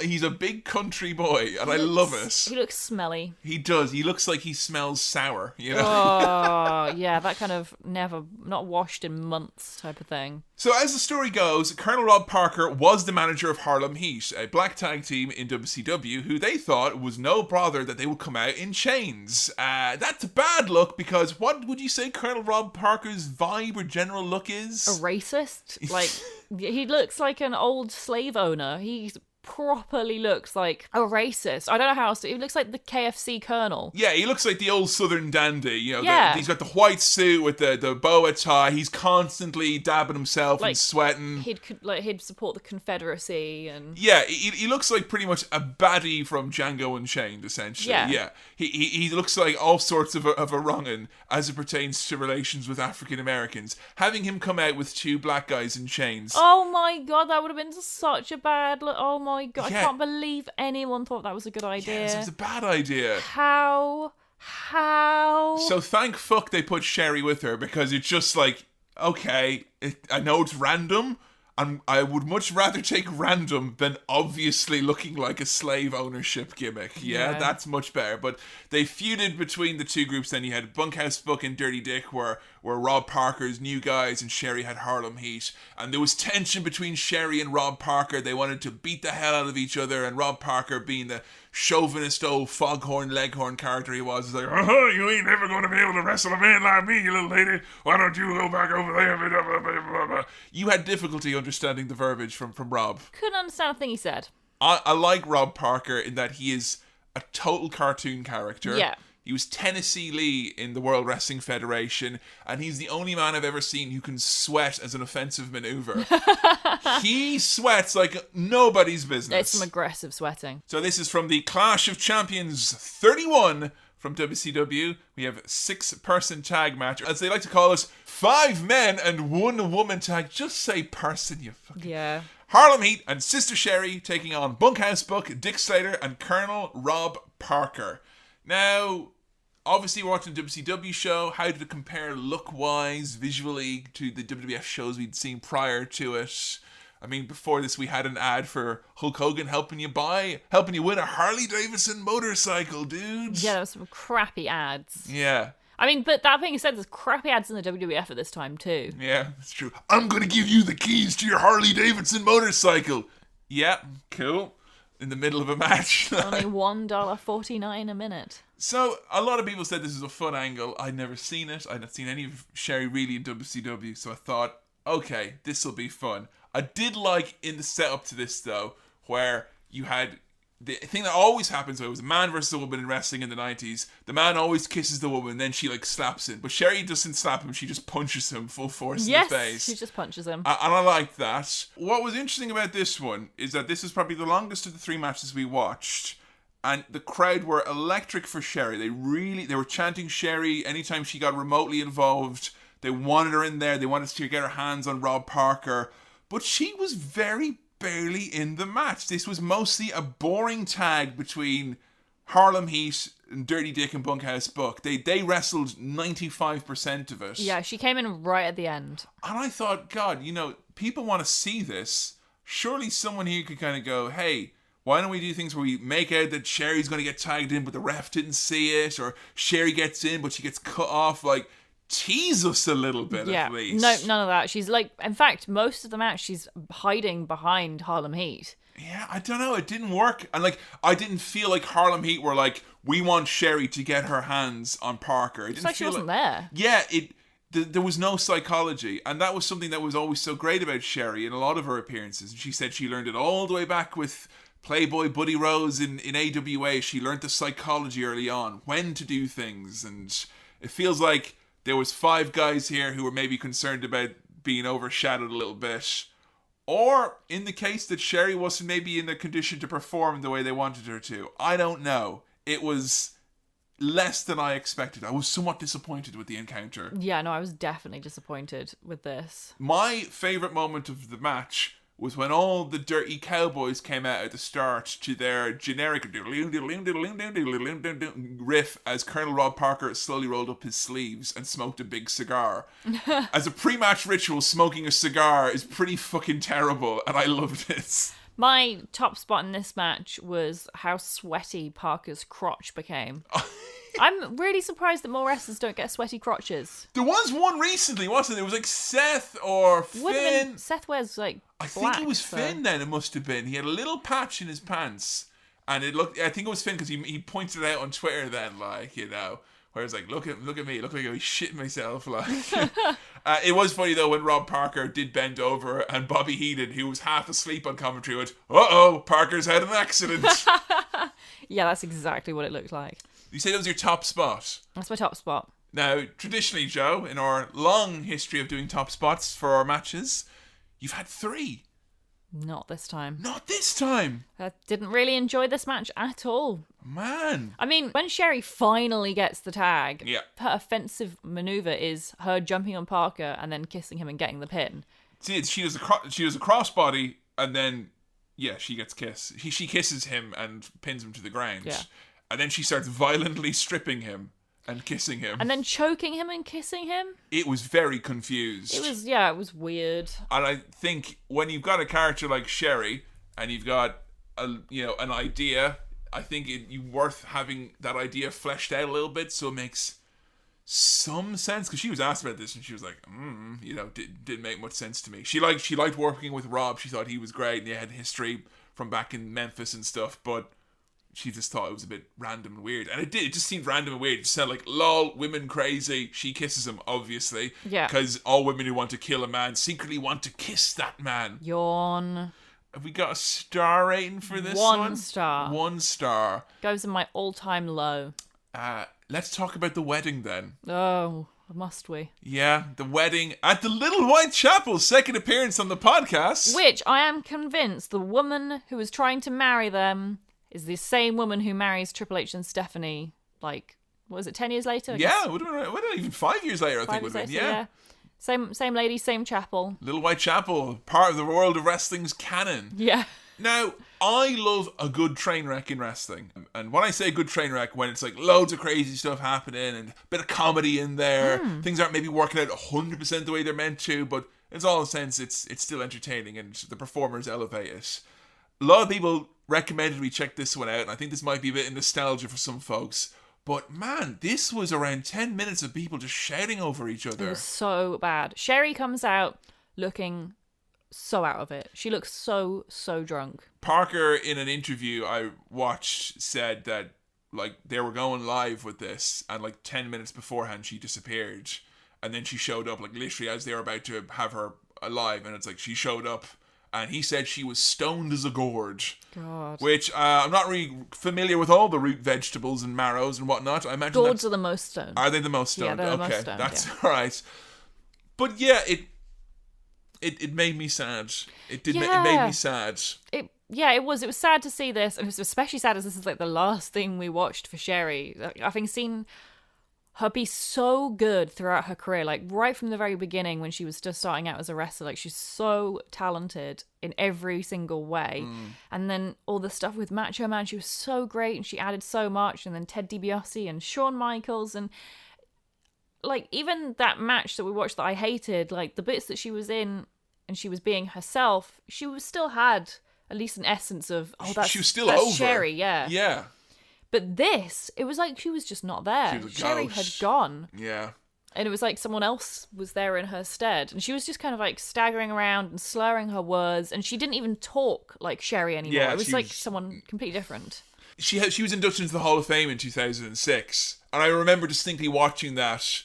She seemed to, she had had a couple of drinks, and someone in the crowd at one point yelled out, "You're drunk," and she went, "So what? I've worked my whole career. This is my moment. You bought a ticket, now sit down." And I thought, well, fair fucks for good on her. I don't know. She's been drunk most of her career. But that was it. I didn't know. I mean, as far as I knew at the time, that was just Sherri had been away from wrestling for like 12 years and had come back and had a few drinks, whatever. But you see this here and you see that there, and she said, when she went, to WCW, Eric Bischoff said to her, "Have you got a problem? Because we can get you help."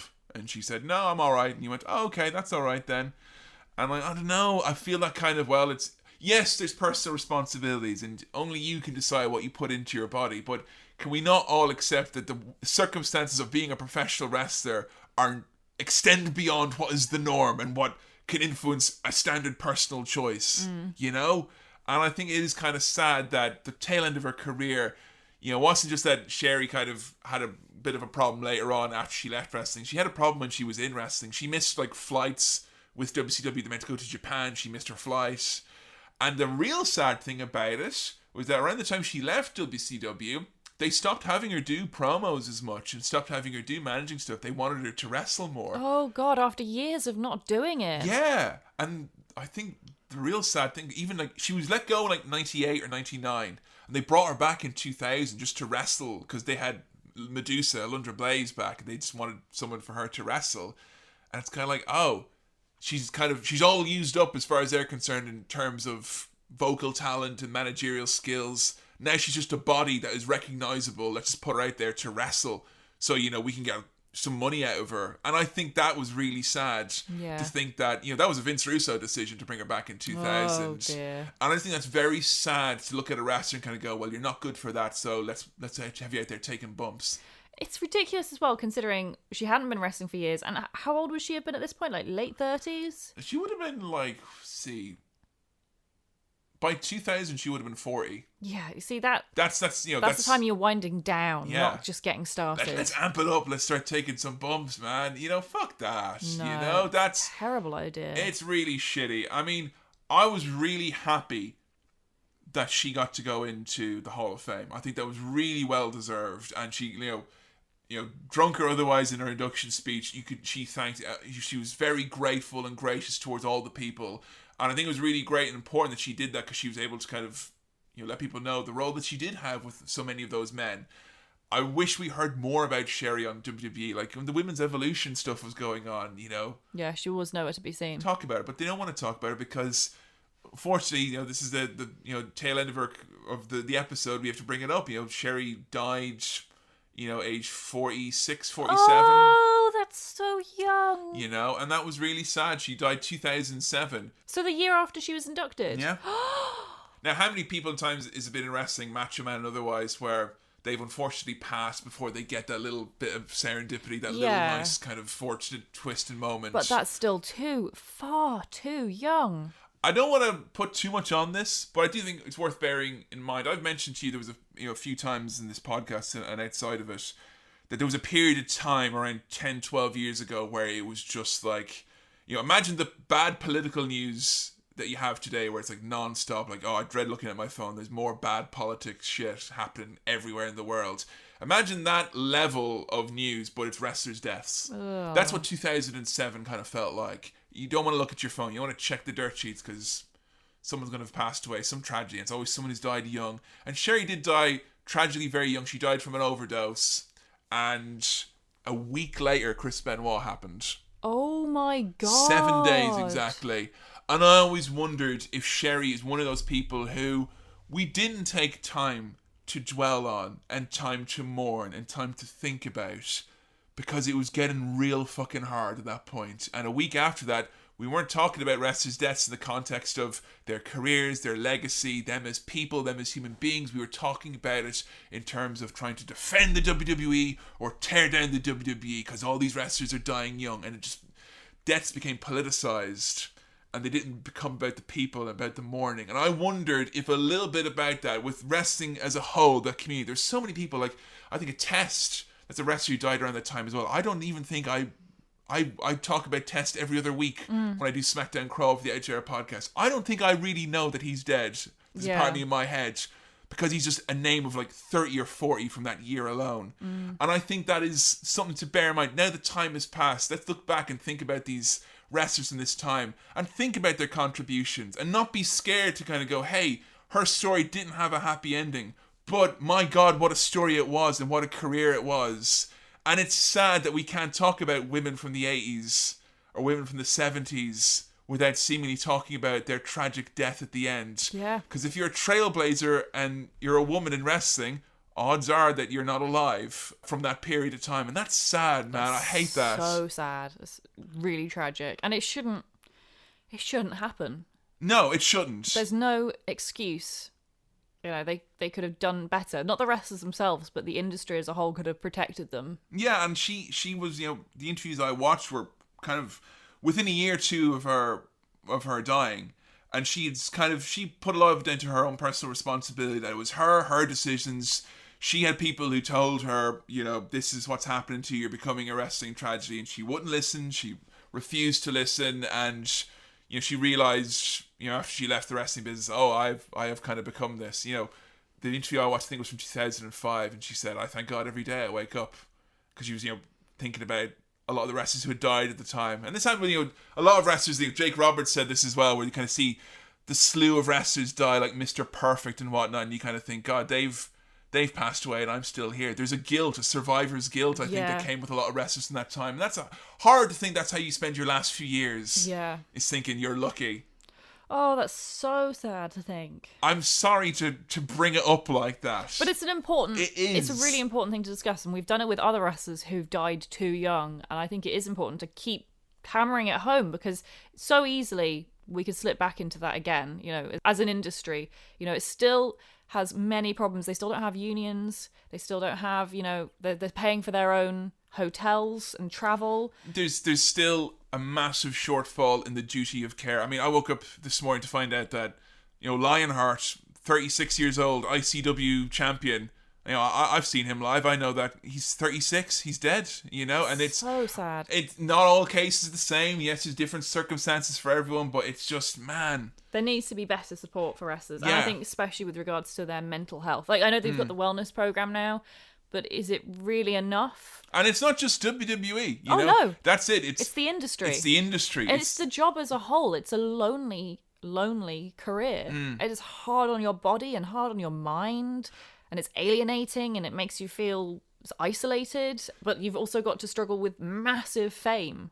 And I think as well, WWE are very culpable. Like, no company has caused the most, but also probably tried to do the most to fix the damages that have been done to these people. They give free rehab to everyone. Sherri got rehab from WWE sponsored and all that. As we mentioned, Scott Hall, he had it dozens of times. But, you know, it extends beyond WWE. There's a new big company now at AEW. I hope they will lead by example. There's rumblings out on the independent scene. There's certain independent wrestlers who are trying to get, you know, a union for independent wrestlers so they can actually have some sort of collective bargaining and some, you know, better treatment, because, you know, I think indie wrestlers don't have any expectations in terms of how they're to be treated all the time. And I think that sucks, you know, and that's all indies, big and small, you know, delightfully progressive in ways, and as well, everyone's got kind of a culpability in this, I think. And I think, yeah, it's time to maybe have a little conversation about that again. It's not an easy thing to talk about, and I'm sad that we had to bring it up, but it is part of it. But let us not forget the fucking fantastic career of Sensational Sherri, who I love doing this episode because I found out that there's so much more to her than even I thought, and I was a big fan. But she's more than a manager. She was a wrestler, and she was a great wrestler at that as well. And she helped some of your fave wrestlers who are championed every week on WWE in the intro packages and legends, this and that and the other. And many of them wouldn't have been there if it had not been for Sensational Sherri. So let's now take a look at your tweets and some of your Facebook posts about the legendary Sherri Martel. So, Joe, I believe you got some tweets using the hashtag HowToSherri over on our Twitter page, where you should follow us at HowToWrestling. First up, we have one here from Housekey Games. I was at her Hall of Fame induction. She was funny and kind. She was truly the best female heel manager who set the benchmark. Oh, yeah, I mean, one of a kind. I think, like, people give her the moniker of the best female manager of all time.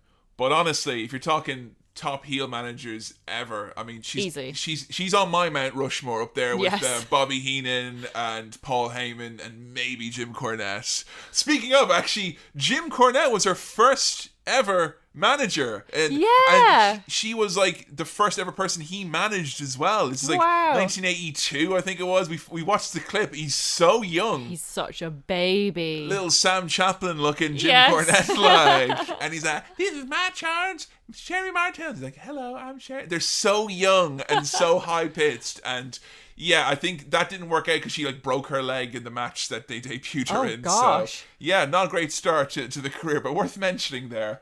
Over here we got Stephanie Brookbank on Facebook.com/HowToWrestling, where you can go for video clips from our episodes, as well as longer form answers like this, as well as lots of nice little surprises on the way. Hey, if you're on our Facebook page, make sure you leave us a nice review. You can do so now. Let people know what you think of HowToWrestling. Stephanie Brookbank here. I remember always loving how she always got involved with the men's matches at a time when women were usually seen as shy flowers like Elizabeth. She was so strong and fierce. I love Sherri. Yeah, it's one of the best things about Sherri is she was never hesitant to get involved in a very physical way. Yeah. Or a very, very loud vocal way as well. Miss Elizabeth, by contrast, is so quiet and demure. Yeah, the energy that Sherri brings was always very, very welcome, and a change of pace. Like, I think, like, the fact that if you think of Sherri in like 1993 or 4, whenever, taking the full-on crossbody from Sting. You know, we watched that match, Sting and Ric Flair, those big, huge fucking crossbodies,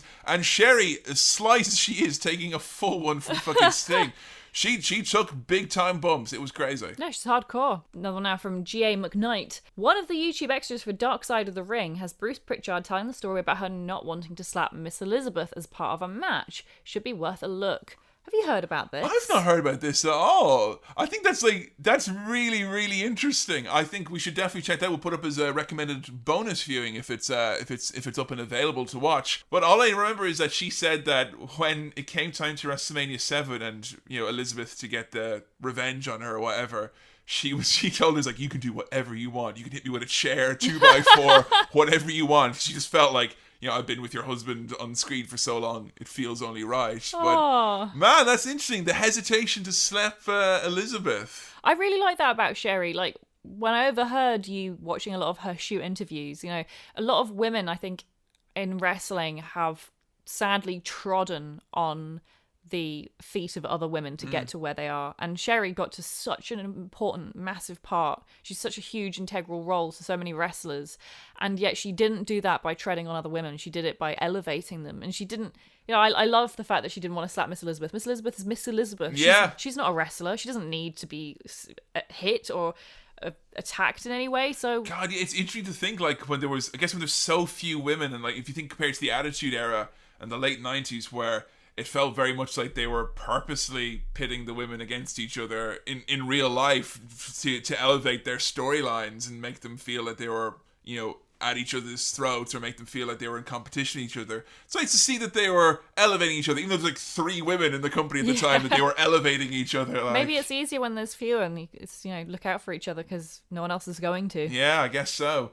This is fabulous. Obviously an image, but we'll put it up on our Twitter page. I had to mention, though, Heather Abood saying, "Oh my God, yes, this made my whole week, this episode being announced. She has a Sherri tattoo on her leg." Oh, fantastic. Wow, what a cool tattoo. If you are going to have a wrestler tattooed on your leg, make sure it's Sensational Sherri. I mean, it's only right. It's one of her classic looks as well, with her massive eyelashes. Fantastic. Can we talk about that artwork as well from Dan? This is one of my it's so good. I love it. all-time faves. And he did that without any reference images because we couldn't find the clip of her with the cauldron. So I just had to explain. I hadn't seen it either. I was like, Kevin tells me there's some video of her where she's got a cauldron. So just draw this funny, over-the-top woman with a cauldron, please. He was like, yep, sure, let's go for it. And he's fucking knocked it out of the park with this one. Yeah, I think that Cauldron Reed does get across the essence of macho madness there. I like that a lot. Next up from Spike Marshall. My all-time favourite Sherri moment is this promo for No Holds Barred. That's the clip we mentioned earlier with the cage. Her reactions, her timing, all building to her hanging off that cage and screaming like a deadite. Love it, love her. One of the characters of that era. Yeah, I was just wondering if me, you, and like I know Adam, we can do that as a promo, like, I'll climb the cage. You don't know where I'm going to be, and Adam just go rah rah. It'd work. I think that promo has to go on our recommended bonus viewing as well. Oh yes, it's essential watching. Unquestionably. Matthew McAllivick here on Facebook. One of, if not the best manager ever. Could promo like a champ. Looked amazing. Could heal shenanigans with the best of them. Would elevate both her clients she managed and the foes that they faced. The fact that the Mania Women's Battle Royale is not called the Sherri Martel Memorial Battle Royale is a shame. That is a very... I know the China Memorial Battle Royale has got a lot of traction at the moment, but I will be honest. I mean, China was not as important maybe to women's wrestling as opposed to wrestling as a whole. That's fair. Sherri Martel very much was about women's wrestling, I think, in the roles that she had. I would say she's a fine contender for any other than fucking Moolah, though. Come on, let's be... Oh, yeah, come on. Moolah is the worst choice. Yes. But on the topic of renaming the Women's Battle Royale, we have one here from Shrubbalubba. The Mania Women's Battle Royale should be named the Sensational Invitational. Oh my God, it rhymes, Joe. Okay, that's it. That's a rhyme. it. I love a rhyme every time. Matthew Richardson, this is a nice one to point out as well. The Macho King and Zeus promo with Sherri is bonkers, very true. And how she consoles Booker after calling out Hogan is great too. Have you seen the famous promo with Booker T when he's cutting a really intense promo and he calls Hulk Hogan a bad word by mistake? No. 1 second, folks. I have to rectify a piece of wrestling history here. She calls him a baby. She's like, it's okay, my baby. Oh. So I just showed the infamous clip there of Booker T losing the momentum, got the better of him there. It was close. He almost didn't even say it. He almost, but whatever happened, and I just think it was very funny is, the consolation, as was pointed out here, Sherri just like strokes his face like, it's okay, baby. The maternal figure of Sherri Martel, like. His poor Booker T's got his head in his hands immediately, like, no! Now up from Brian Settles 88. She was so great, but my favourite thing about her is how scared the wrestlers were of her. If you took liberties with one of her wrestlers, she would beat your ass. I love this whole idea that Sherri had this reputation for just beating up male wrestlers. Yeah, I just love again that she thought that it was the other way around. Yeah. Like, there's something particularly badass about someone who is a total badass and doesn't even care to know that they have this reputation. That's fucking awesome. Last one now from Frankie Mon. Sherri Martel was a shining light for women's wrestling and women in wrestling in a period where you didn't need 2 hands to count the number of active women on the WWF roster. Her work in the AWA and WWF from 1980 to 1987 is sadly overlooked in favour of her career as a manager and valet. Sherri is possibly the only woman to have been both AWA and WWF Women's Champion. I mean, that's crazy to think, you Yeah. know? And I mean, I believe that whole period of wrestling, and I think when Glow Season 3, where we are at the moment, this is summer 2019, or third season of Glow is coming out, and I think, man, there's such an obvious crossover there. You think that WWE would really be pushing, you know, they have the AWA video library, they have, you know, all their tapes from the 80s, you know, why not push this a little bit more? Why do I have to go searching and trawling through your horrible UI to find any of Sherri's matches? Yeah. You fucking promote them, feature them. It's good stuff. I'm honestly, it is, I was so surprised by the quality of the stuff that I saw. It's especially insulting given that they make out as though they're pushing women's wrestling now for the first time, and they're heralding back to some of the classic women's wrestlers like Trish and Lita, but they don't seem to go much further than that. No, and where's Women's Evolution this year? Huh? Exactly. You It's know? totally gone. I don't know. I It's kind just of... a trend and a hashtag. Yeah, I don't know. I'm a bit suspicious, and I think, you know, looking back at classic women's wrestlers like this, I think it always shows the kind of the imperative, how much more there is to do on behalf of that giant evil corporation that they need to do to, you know, ensure the legacy of people like Sherri and others, you know? How the fuck is Fabulous Moolah the name that comes to people's mind when they think of women's wrestling from earlier eras? Let's look at the fucking positives. Let's look at the fucking amazing women who are out there who are actually, you know, blazing a trail and not running a prostitution and slavery ring. Can we Yeah. focus on them, please? Please. Yeah, I would like that. Now, Joe, this has been a very, very fun time talking about Sherri. Have you been enlightened? Have you enjoyed Sherri? Where does she rank up in your lexicon of characters? Totally up. I mean, I love Bobby Heenan, but Mm. Sherri takes that way more. I just absolutely adore her. She's easily my favourite manager, I think. Yeah.